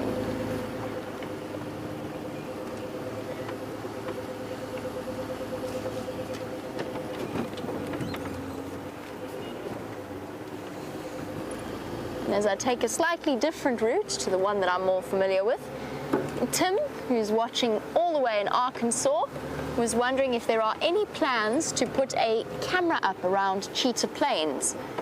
And Tim, no, not that I'm aware of. I mean, we are a camera on Cheetah Plains at the moment, but I know what you mean. Tim is referring to the various waterhole cameras that have been set up by WildEarth in a whole load of different locations. There's one at Djuma, there's one on Arathusa, there's Pete's Pond, there's Mashatu, Komorotan, there's all kinds of different cameras set up around the country.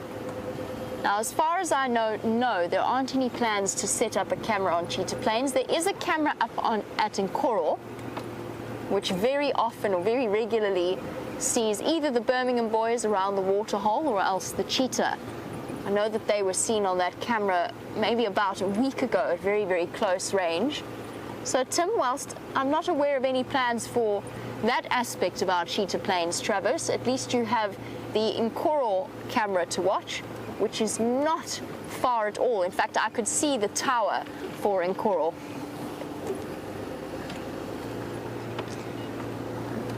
While I travel back along what I think is Pipeline Road, I'll send you back over to James, who is continuing his flower collection for Gracie.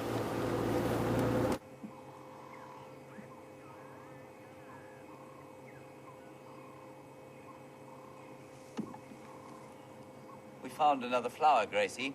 It is a blue plumbago, and we found a white version of the plumbago yesterday. And this one I will pick for you. And I know you were watching yesterday, so maybe you saw the white plumbago, and it's exactly the same shape as this one, but it's white, obviously, and this one is blue. And the thing that I showed you was that the seed, once it forms, is very sticky. Very sticky, and if an animal walks past it, it will stick on the animal's fur, and that's how the seed is transferred. Is that any good? Is that better? I just get shakes of the head from Jeandre. It's like I've disappointed him all the time. Now he's nodding his head. So that's the seed, Gracie, and that's how the plant transfers itself all over the reserve.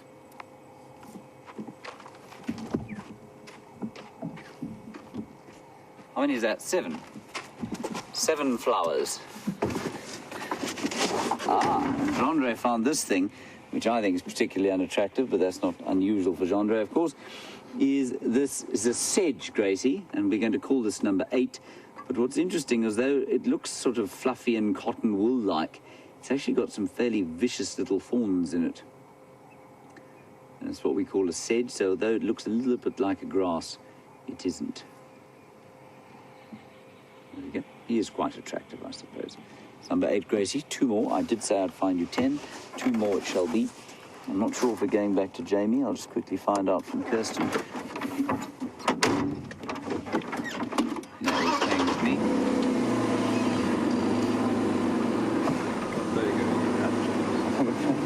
Oh, I've got a bit of plumbago in my hat. Just look up here. See, this tree's about to fruit, Jeandre. I'm not going to change my hat. I know that's what you thought I was going to do. There's some fruits in here, and it's relevant to the last few drives we've done because, of course, these are the fruits from which the side-striped jackal... No, I've got that the wrong way around. It is the side-striped jackal, which we've seen 2 of on Cheetah Plains in the last little while, that give this tree its name, because they eat the fruits of the Jeandre tree. Jackleberry. And I've just spotted a ripe one. So I'm not giving to Jeandre. That's a bit unkind. We'll get him 1. Maybe with a worm in it.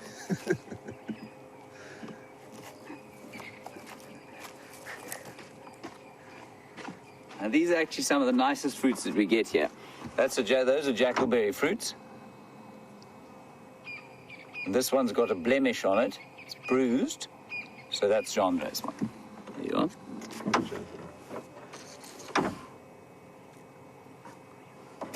Skin is horrible, but the flesh inside, it's quite dry, but it's sweet. Nice, hey?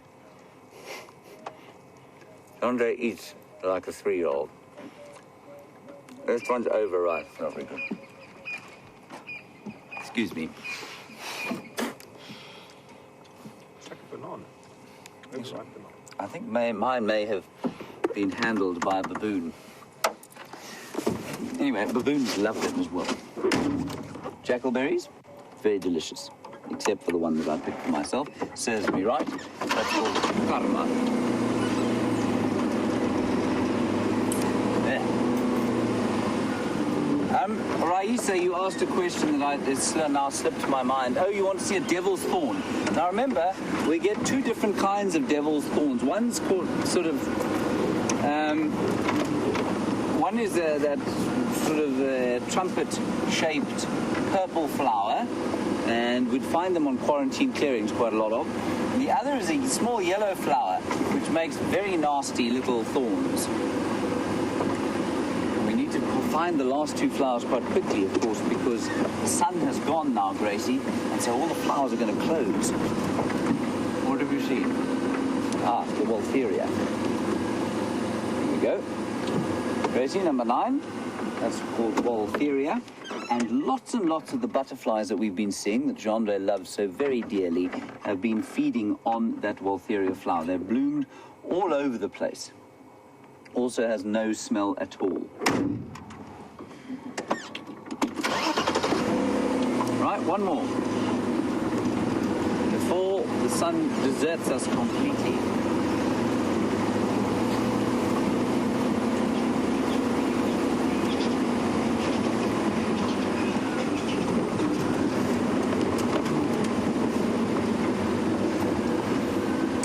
Now, Barbie, I think you've got a little bit mixed up, but I might be wrong. There we go, there's our final flower. Barbie, you say that butterflies in the United States eat mostly milkweeds. Here we have a string of stars, Gracie, and we saved the best for last. The string of stars, a beautiful little array of star-like white flowers. So, Gracie, if we, not Gracie, Barb G, if you look at that, sorry, Bryan, I am going to ask you to try and get your camera onto that butterfly there. Just quickly, it's a monarch. And Barb G, you say that the butterflies in the US eat milkweed. Yes. Not the butterflies, but the caterpillars of that species there, the monarch, eat milkweed. Absolutely. We do get milkweeds here, and it makes them toxic. The adults, though, don't seem to feed on the same thing. The adults feed on flowers. You can see there the adult is looking for flowers to feed on. That's brilliant, Jeandre. Well done.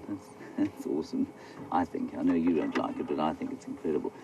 And so the larvae or caterpillars will eat the poisonous milkweed, which will in turn make that adult poisonous to birds which want to eat it. But not all butterflies do that. You know, just about every plant out here will have a caterpillar that will eat it. So not only the milkweeds. Nice question there, Barb G. Thank you. And of course, that butterfly finding it increasingly difficult to fly as the sun has gone down and the atmosphere is starting to cool.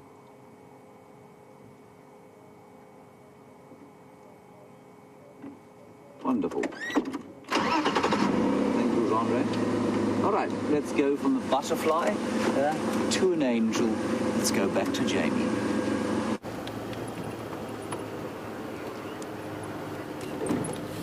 That's very nice of James. How very, very sweet of him. Sounds as though he's been doing some lovely work as well, though, collecting 10 different species of flowers. While James has been flower picking, Bryan and I have been dealing with a medical emergency, or almost a medical emergency. Poor Bryan had the most enormous, what looked like, it actually did look like either a small fly or a small spider that had managed to make its way onto poor Bryan's eyeball and did not want to, no matter what I did, didn't want to get out. Bryan managed to get it out eventually, but he's looking a little bit red-eyed in that eye shape. It is one of those occupational hazards of driving around in the bush in an open vehicle. Every now and again, an insect comes along to make itself very closely acquainted with you, very often aiming towards the eyeball area. I'm glad you're okay, Bryan. I hope you're okay. I've got a spare eye, that's all right. That's true, actually. Bryan says he has a spare eye. He does. But as a cameraman, I imagine that he would prefer to keep both eyes. And as our crucial spotter on the back, we definitely want to keep both eyes healthy and functioning. So far, my explorations of Cheetah Plains have been exceptionally enlightening. There is such a stunning, it's just always just behind the trees, but there is a really stunning view of the Drakensburg Mountains. I think we might be higher than we are at Djuma. You and I view of this beautiful sunset. Lots and lots of trees in my way, however. We might get to a clearing at this junction. That's another joy of exploring a different area, is finding all of the nice high points to go and look at the sunset, have a look at the view, learning the different game paths of the animals. This looks like it might be a little bit more promising.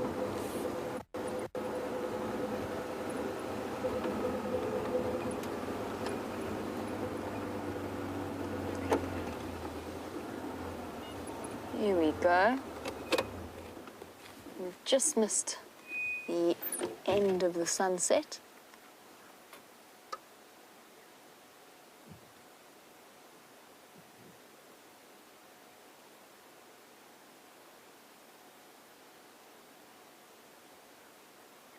Beautiful Drakensburg mountains.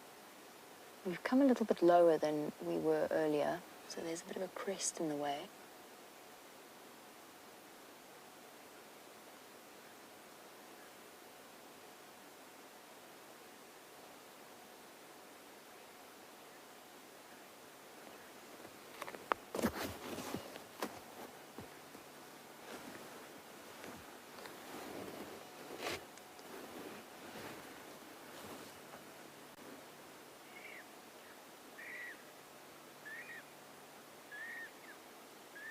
Nevertheless, a stunning view.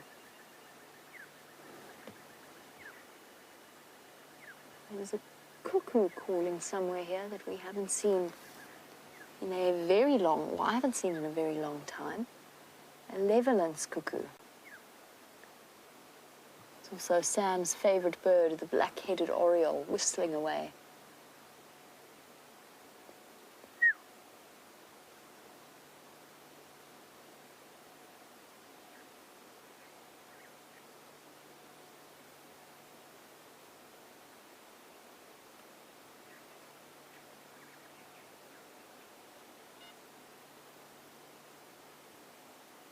Beautiful sunset.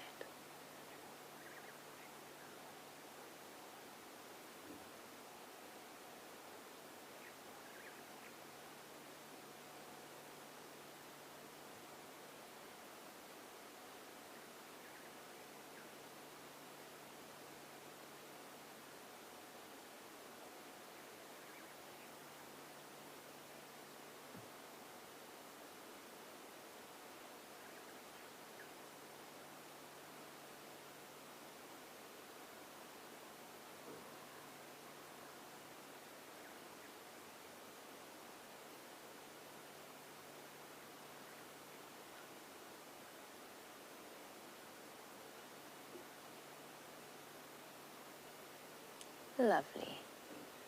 Nice to just sit and enjoy a peaceful moment after an afternoon filled with all kinds of extraordinary sightings, from the ostrich to the cheetah. Cheetah Plains definitely living up to its reputation. But that setting sun is just a quick reminder that I need to start heading back towards Djuma, since James has found himself spotlightless for the evening ahead. And I think I shall be returning to Cheetah Plains many times in the future. The one thing I am going to say is that there is far less general game than there is on Djuma and Arathusa. And I think that is a product of the fact that they haven't had as much rain as we have further to the west of them. I've seen very few impala, very few warthogs. The wildebeest that I saw were far away on Mala Mala. That's not to say that Cheetah Plains always doesn't have general game. It just seems to be the case at the moment. It's much quieter than it is on Djuma. That being said, of course, I haven't explored all of it. I've only explored a little section of it this afternoon. And I find myself quite reluctant to leave this new and unexplored and uncharted territory, at least for me. Not quite grass.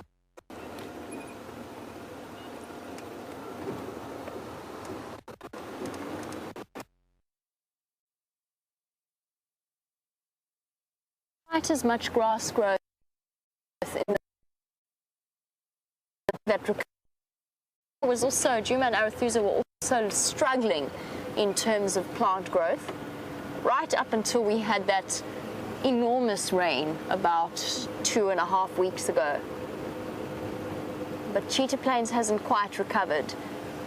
We're going to go through a shaky signal patch back across to James. Beautiful sunset that you had. We could see the embers of it before it disappeared over the mountains there. I think our plan from here, everybody, we haven't found any tracks of Kurula or her little babies here on the southern boundary. And it's now getting quite dark, so we probably won't spend any more time around here. Let's head towards where the Nkuhumas Pride were on Sandy Patch earlier today. We're quite away from there, but we'll go and have a look there and see. I'm just going to keep an eye on the road until we turn off it, which is going to be over here.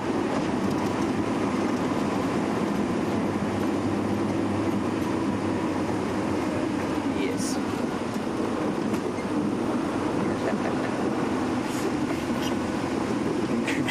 Gracie, it's my pleasure. You said thank you for finding you an African bouquet of flowers, and your favorite was the orange-smelling one because you had orange juice so you could smell exactly what it smelled like. Good.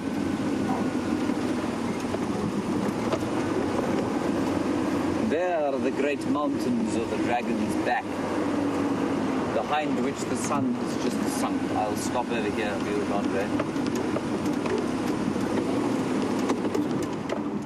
I always quite like to frame it with this dead tree here. I know that you might not. Yeah.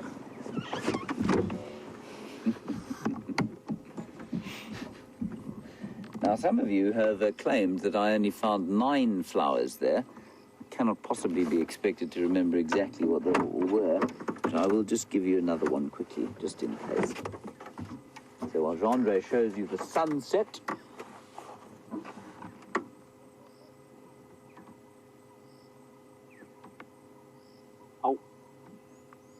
spiky this one.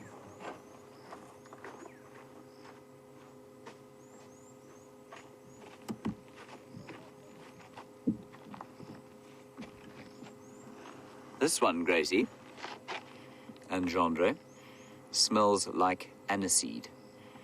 And it is the wild aniseed. And the flowers are not very pretty, of course, but they do smell amazing. So, next time you are in a sweet store, go and find the licorice place and smell one of those licorice sticks, and that's what it smells like. There you are, Jeandre. You may have a smell of that. Ah, there we go. Jeandre doesn't like licorice. I'm not a big fan myself.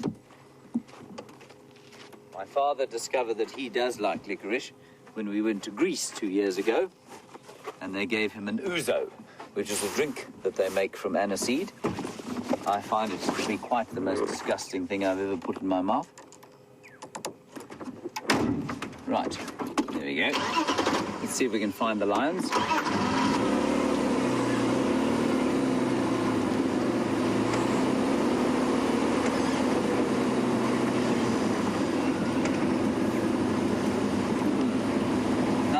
Smelling all of these flowers as we go along, and some of them smell nice, but lots of them don't smell like anything at all.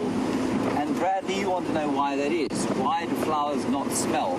Bradley, the question is easily answered, or more easily answered, by answering the opposite. Why do some flowers smell? Why is it that some flowers have a scent? And remember that the reason some flowers smell is that they are trying to attract the animals that pollinate them. So the vectors that either pollinate them or carry off the seeds. And so if a plant doesn't smell, you've got to ask what it is that is pollinating that plant. So in the case of something like those yellow flowers, which seldom smell, you'll find that it will be an animal or an insect that finds things not by smell, but by sight. So a bright yellow flower will probably attract, say, butterflies, which I think, as far as I know, will probably sense something in the air or see the bright colors.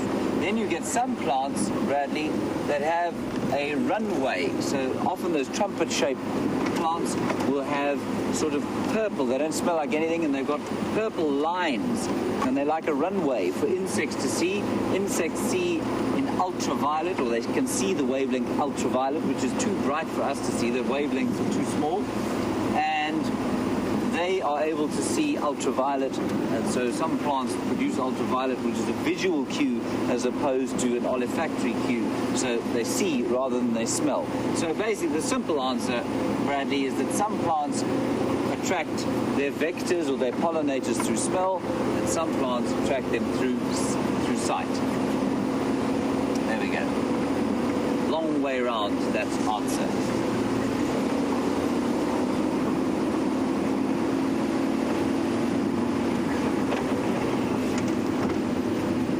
And of course, many herbs around the world are used for many different kinds of medicinal purposes. And Vera, you want to know if any of the flowers here are used medicinally. They are. I don't know of any specifically, other than some very obvious ones like something called Lippia javanica, or the Bushman's tea, which is used for colds and flu and that sort of thing. I mean, lots of the trees and the roots of the trees you can read about, and they'll tell you that they're used for various medicinal things. But I think the flowers, absolutely, especially some of the herby ones that smell quite strong, are used medicinally extensively, especially out in the rural areas here. I know a little bit about the trees that are used medicinally, but very little about the flowers that are used medicinally. As we drive through this little bit sort of clearing with a bit of smooth road, the moon, Jeandre, is waxing.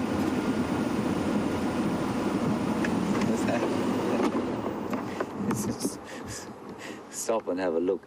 The dirty look I got from Jeandre when I asked him to face the camera on this jerky vehicle. There we go. It's just slightly larger than it was yesterday evening when he showed it to you.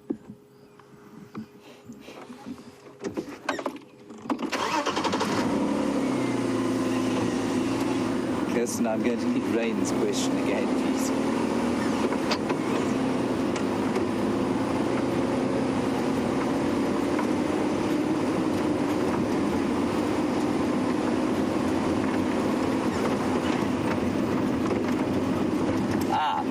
Now we're talking about flowers, and we're talking about all sorts of plants in the absence of any mammals around here. And Ray, you want to know if we get cactuses here? We don't. But what we do get, Ray, is something called the euphorbia. Not many euphorbias in this particular area of the Sabi Sands, but we do get some on the rivers, especially the Manileti River, which is dry most of the time. That's sort of off to the west of us, and then it bends round to the south, and you get something called a rubber euphorbia, which doesn't look like a cactus, but its relatives, especially in the Eastern Cape and in various other parts of this country and into Namibia, they look like cactuses, and that's what they are. But the actual cactuses that you get in the United States, we do not find in this part of the world. Well, not naturally. There is one called the Queen of the Night that does grow here sometimes, and that has to be chopped out because it is a virulent invasive, so it will spread very enthusiastically if it is not sort of dealt with. That's called the Queen of the Night cactus. And then in the other desert areas like Namibia, you will find things like aloes. Now, you find aloes here too, but in rocky hillsides and that sort of thing. And they look a little bit cactus-like in that they are succulent. And then all over the Karoo, which is the semi-desert area in the middle of South Africa, you'll find lots and lots of different kinds of succulent plants that are able to deal with dry weather, like the cactuses of the continental US. Very nice question there, Ray. You can tell we're quite close by to camp because there's a very, we're not going to go back to camp, we are quite close by. There's a very subtle smell of wood smoke floating in over the air. And this is the best smell of the coming winter, that smell of a warm fire as you head for camp.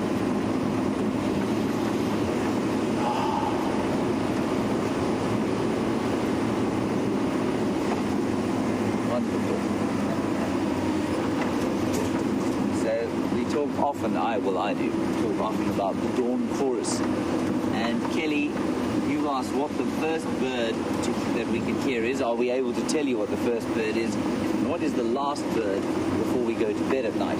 I'm going to exclude all the nocturnal birds, Kelly, which of course will start to call round about now and into the dawn. But the first bird that you hear in the dawn is normally the grey-headed sparrow. I was taught that by a friend of mine once. He's a very good naturalist. And he woke me up once at about 4 o'clock and he said, look, I told you, there's the sparrow calling. And it's a very indistinguishable kind of chirrup that a sparrow makes, grey-headed sparrow. But that's what you'll hear first. And then you'll hear the francolins starting to call. But always just before the francolins will come the grey-headed sparrow. Then last at night, I'm pretty sure, is the white-browed scrub robin. And the drongo, they're the last two. So what will happen is that as it gets dark, you'll hear the white-browed scrub robin going, and one or two of them will make the normal call, then they'll go silent, and then you will find drongos, interestingly, sitting on the ground, which they never do during the day, often just sort of sitting on the ground playing with each other or having a dust bath, and they will make their last kind of it's quite a harsh call. And then that's it for the day. And there's a slight lull, which I call the changing of the guard, before the night birds start to call. The owls, nightjars, and the thick-knees, for example. There is the wildebeest blocking the road. A canoe.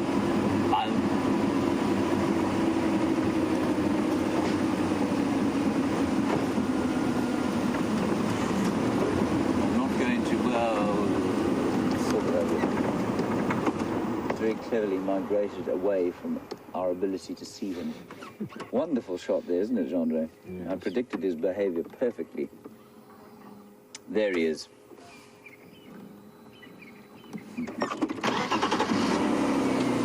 Good. We will get to the lines eventually. They're not too far from here. While we're doing that, let's drive a bit quicker. Let's head across to Jamie and get an update from her. This is definitely one of the most stunning times to be out in the bush. And even with this autumn chill that sets in, it's still hugely pleasant.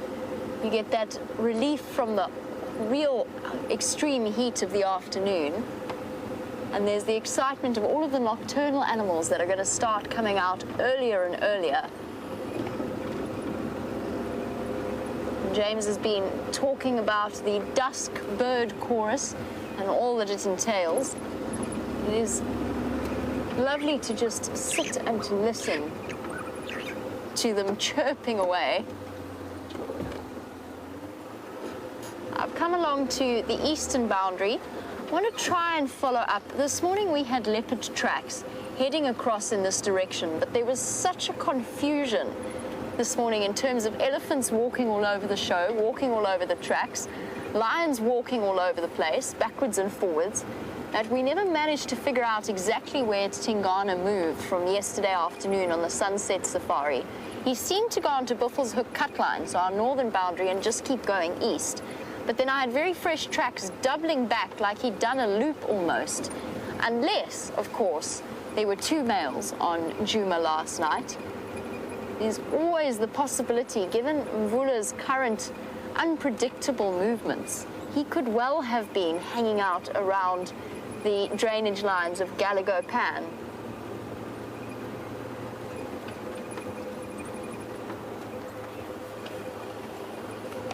This afternoon was hugely pleasant in that I can switch radio channels here, sorry. We're hugely fortunate this afternoon and yesterday in being able to spend time with the cheetah, and we spoke about their lack of ability to retract their claws. And it's not completely true. They can't retract them all the way into a claw sheath, but they do have some level of muscular control over them, so they can move them backwards and forwards, just not quite to the same extent as leopards and lions. And they do show up quite clearly.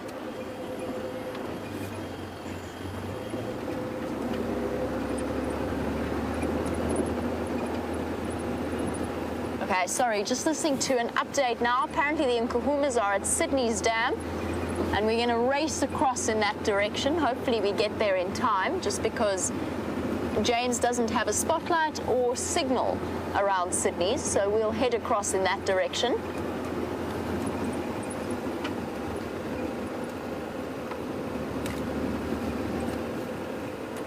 Let me just hop onto the game drive channel quickly. James for Jamie.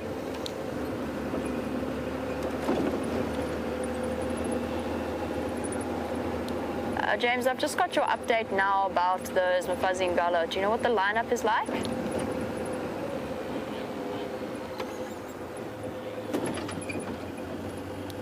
Go ahead, Mike.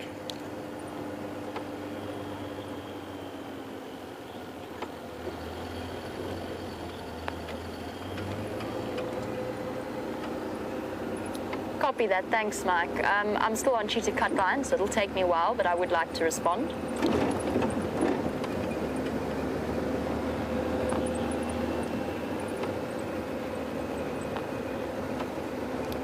Copy that, thank you. All right, let's put foot a little bit. You can't really Ferrari safari in the dark in the same way that you can in the light, just because you can't see as far ahead. So we need to move at a slightly more reserved pace. And while I head off towards the Nkuhumas, let's head back over to the back of James's vehicle with some very tall animals. Is that not the most spectacular sight of the dying embers of the 11th of April? The giraffe silhouetted in the foreground. Going to be quiet for 30 seconds or so. Just have a listen to the last of the day's sounds.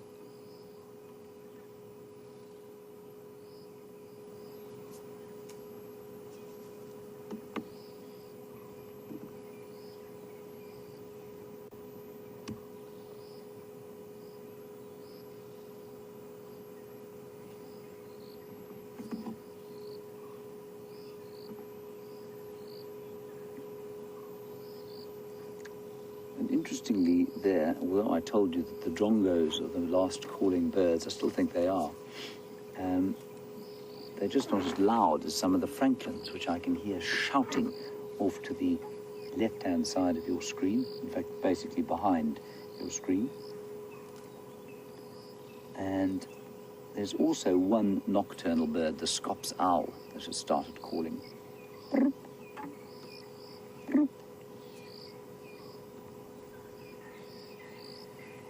Now, this giraffe is familiar to us.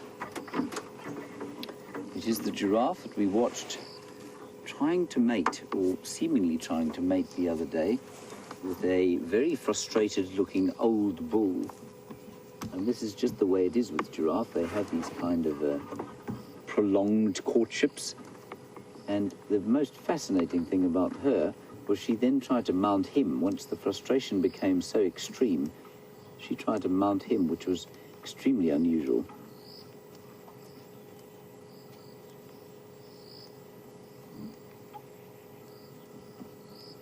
And they're still together. He's around here somewhere. We did see him.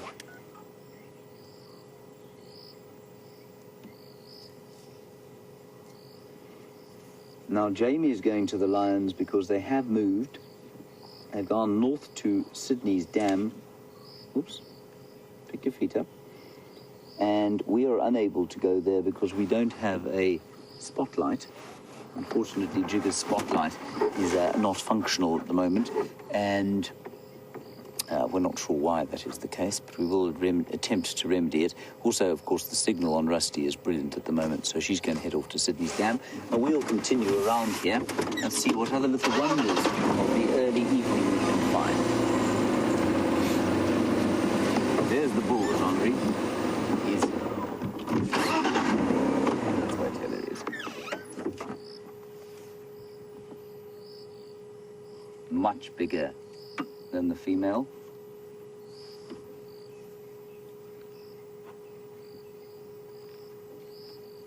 And, of course, easily recognizable by the fact that he has the tail of a polo pony.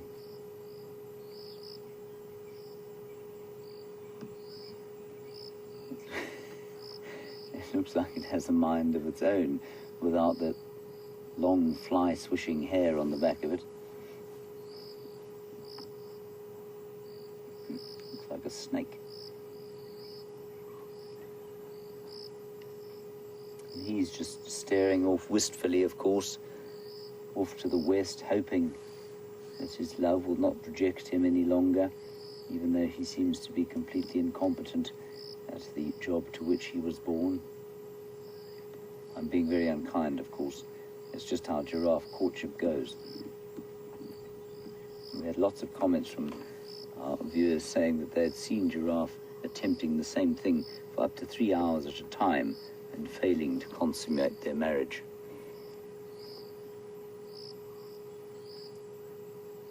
It's a lovely evening. Little breeze there, you can see you gently ruffling those leaves.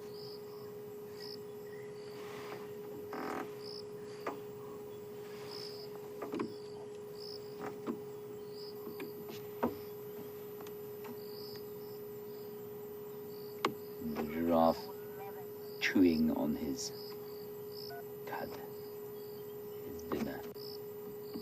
And there in the background, as I said, you can hear the white-browed scrub robin. You won't be able to hear it from here, because it's behind us.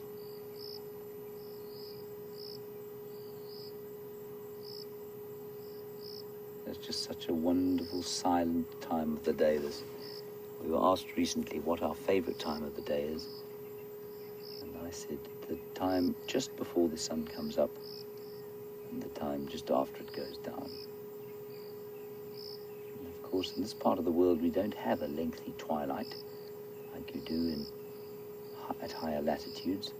So if you're in New Zealand or in Europe or the northern states of America or Canada, you'll have a very long twilight.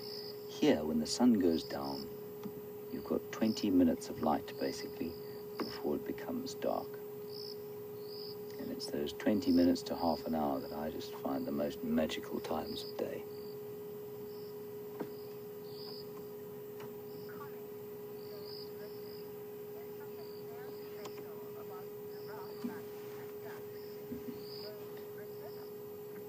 James Richard, yes, you're absolutely correct. There is something very special about a giraffe sighting at dusk.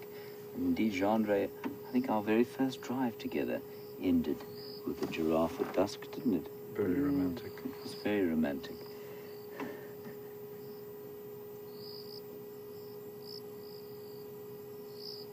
You can hear a couple of rain locusts maybe starting up.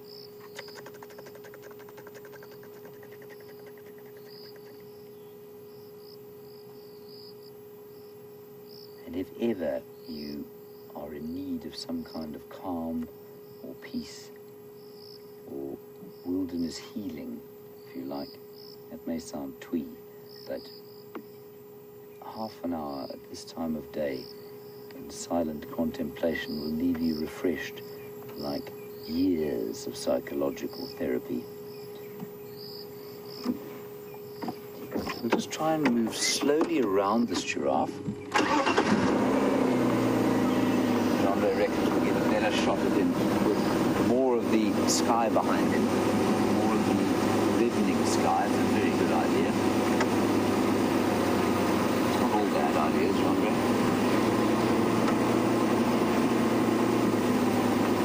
How's that? Any good? No. I don't think we're going to get him again, I'm afraid.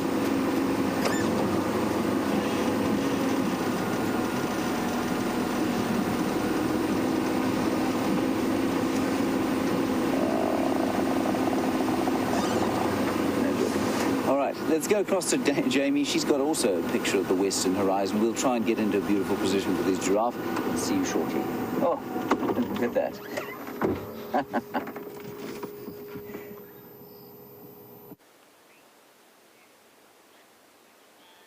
Spectacular sunset. A view from right on the top of a crest on Buffel's Hook Cutline, the northern boundary of Djuma. And our race to the lions is no longer a race to the lions. The lions have managed to escape us. They've moved further north towards Manuleti. And we no longer need to rush across in that direction. We can just stop and take in the view for a few seconds.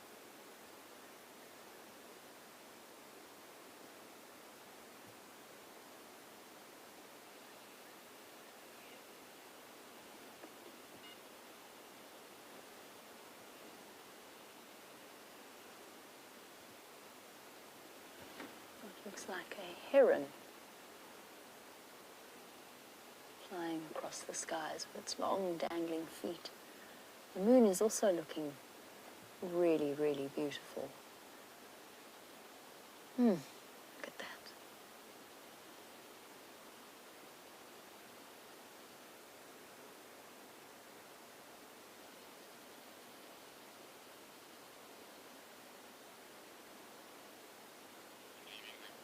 Nice moment to sit and just listen for any lion calls. Back over to James and his view of the giraffe in this stunning light. Look at that gnarled old face on the bull. You can even see his eyelashes there in silhouette. He's limping. He's lived a good full life out here. I reckon he's probably pushing 18 years. Potentially could live to 20. But if he limps like that in front of the Nkuhumas pride, his days of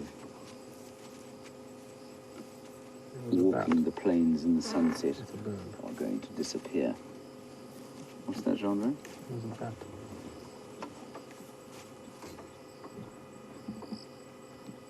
Isn't he lovely?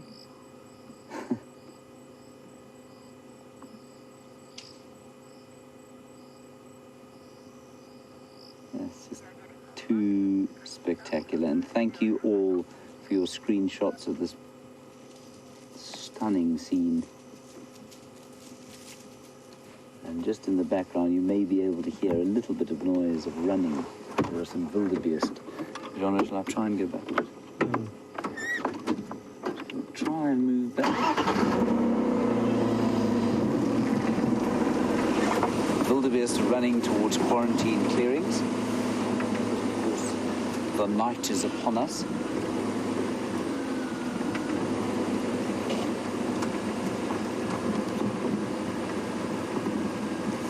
Jeandre, I think the sunset goes rather nicely with my new brown hat, don't you? Can I lie? You may lie. Yes. Yep.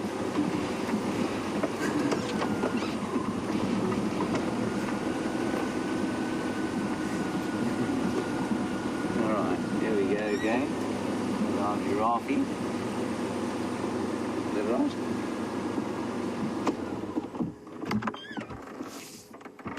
It's too pretty not to just keep doing again and again, everyone. Especially as we don't have a spotlight. Oh! Let me tell you a little bit about what I can smell. Like I say, a very gentle breeze coming out of the, well, unusually the northeast. And you can hear,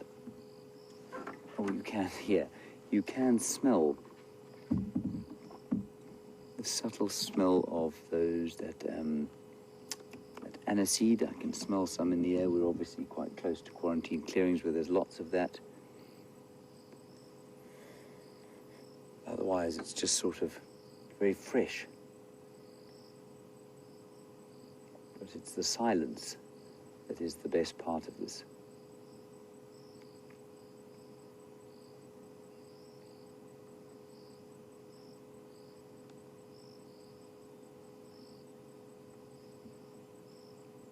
You know, it's very seldom that the bush is actually silent. And I don't know, you wouldn't have heard it there, but we could actually hear the click of that giraffe's teeth as they closed.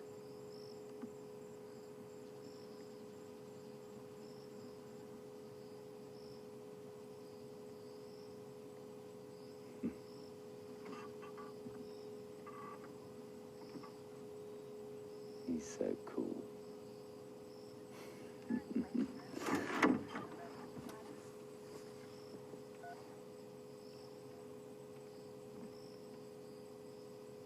That is just perfect.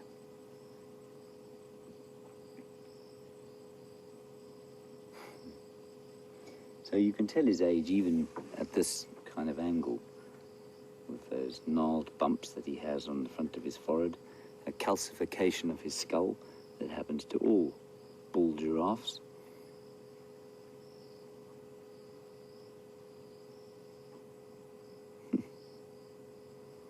That's a postcard right there, Jeandre, don't you think? Jeandre sets himself very high standards. He says, yeah, it's okay. I think it's brilliant. Better than a butterfly. Better than a butterfly.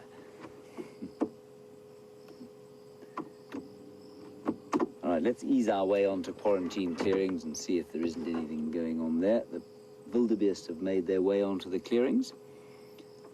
And no doubt there are lots of impala there and a whole lot of zebra as well. While we do that, let's go across to Jamie and see what she's doing.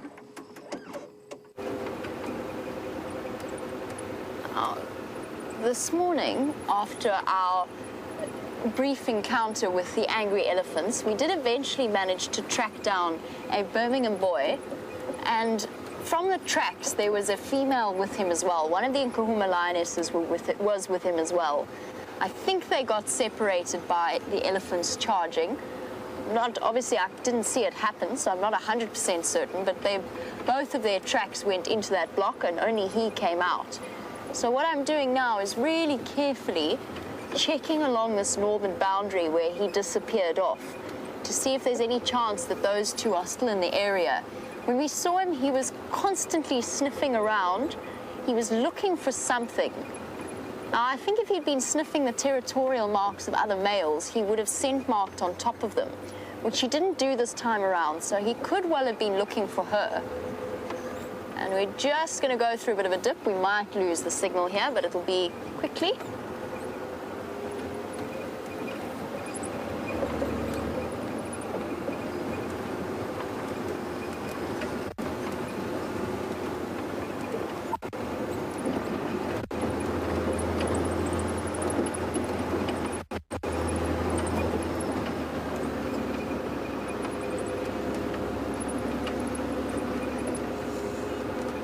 There we go. That should be fine. So yes, he was on the search for something, and I suspect that it may have been her. I just want to double check carefully as we come to the end of the sunset safari that she's not still around. That being said, of course, and on a night like tonight and every night, we're also looking for all kinds of interesting small and nocturnal animals. I've tracked an aardvark before all the way from Buffelshoek Dam straight west along this road.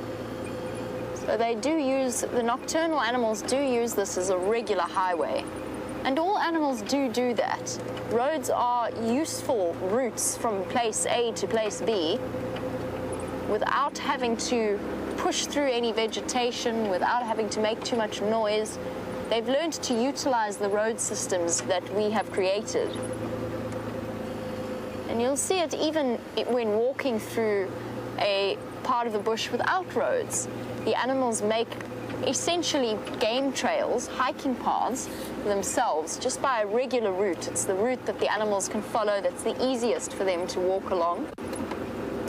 Elephants in particular, of course, make very lovely paths that look like they've been man-made.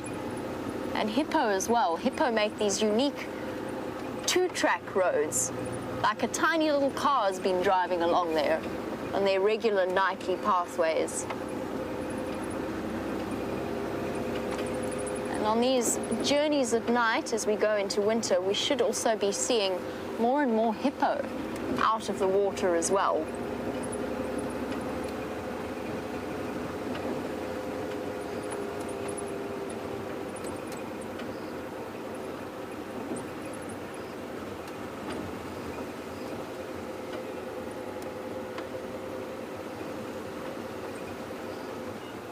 Let's see if for the last few moments of our sunset safari, we can't get a really lovely bush baby sighting to finish off the afternoon, or just any one of the nocturnal creatures out here.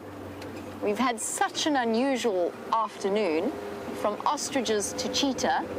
We've been thoroughly spoilt, and I hope that pattern continues. Let's try and get something exciting for the last few moments. Lions, of course, or leopards are just as exciting and something that we're keeping an eye out for.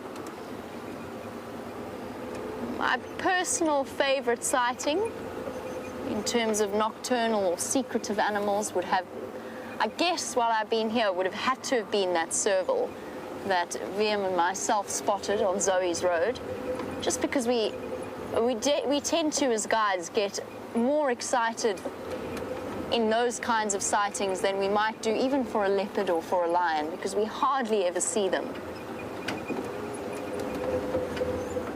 A serval, maybe a porcupine. I've got a porcupine call sitting in my car, so that from this morning, so it might still be good luck. There's a little duiker.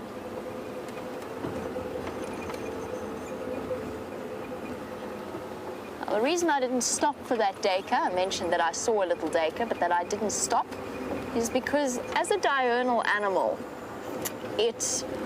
having a light constantly shone on it will act to take away its ability to see at night. Essentially, it takes away the light vision. Nocturnal animals have a more reflective layer. That tapetum lucidum is more pronounced at the back of the eye to enhance ambient light, so it's not a problem spotlighting them.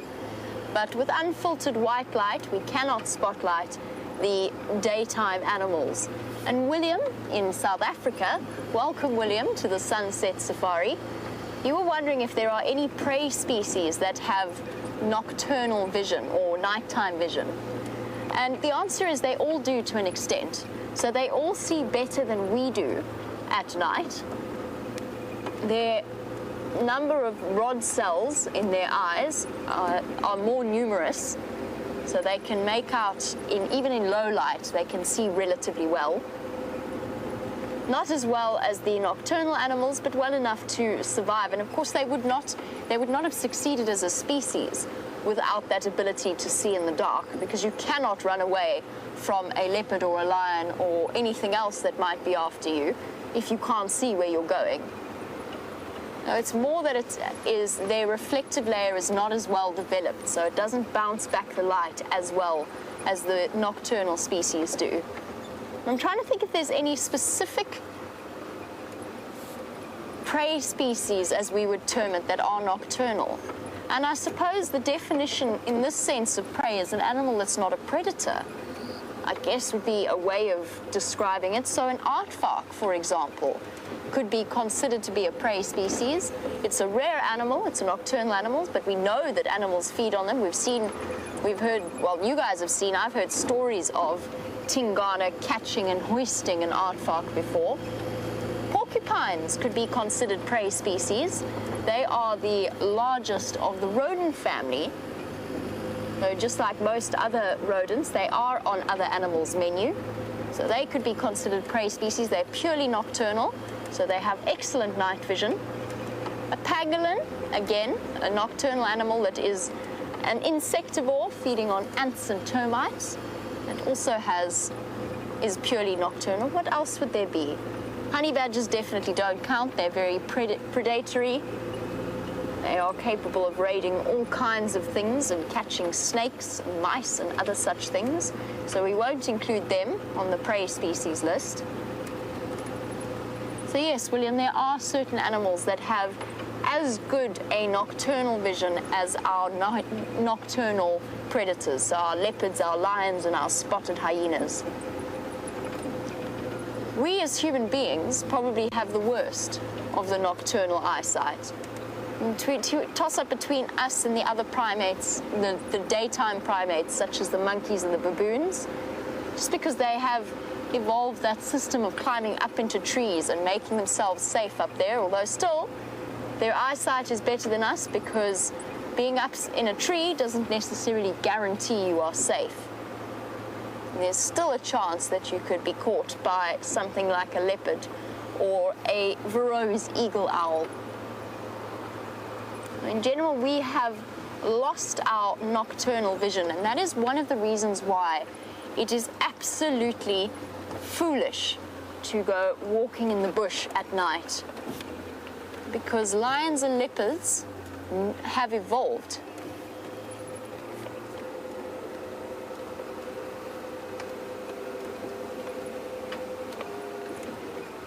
Now, leopards and lions have evolved alongside human beings, and they have evolved being more dominant than us in terms of being the dominant predators at night. During the day, yes, we are absolutely an intimidation to them, or intimidating to them, rather.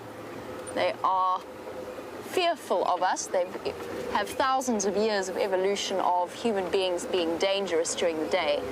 But at night, they lose their fear almost completely, and they become far more dangerous to people. You won't find any of us that will walk very far at night at all. We're just not suited for it. And that's why you get that feeling of you want to go home at the end of a day. Most people feel that, and it's because your instinct from back in the time before we had safe havens and safe houses, when we still had to be on the lookout for animals that wanted to hunt us, that instinct remains with us still. And even though we don't necessarily feel it as fear, we do still get that feeling that actually I want to be home and enclosed somewhere. Now, Kim, who is one of our new viewers, Kim, you were wondering, please, can we find you an owl? Kim, we're going to do our absolute best. We're running out of time for this sunset safari, but I am trying, and I know that James will be trying as well. Kim, if we don't find you one tonight, and maybe we won't find you one tomorrow night, but I promise you, if you keep watching, we will at some point find you an owl, be it big or small. Oh, we've come to the end of a wonderful sunset safari. Thank you so much, Bryan, for your company and for battling through with the bug in the eye, the spider in the eye. We've had a joyful time exploring Cheetah Plains, and Cheetah Plains living up to its name, providing us with 2 male cheetah and lots of ostrich. I will catch up with you tomorrow morning for the sunrise safari. In the meantime, I'm going to send you back over to the wonderful Jeandre so that he can say goodbye as well. Now, we've just driven through an area, everybody, that I was trying to describe some smells to you earlier, and I don't think I was doing a very good job. But we just drove through a field of sort of herbaceous plants or flowers, and there were 2 very distinct smells that came to me. The first was ice cream. It smelled like ice cream as we drove through, and then,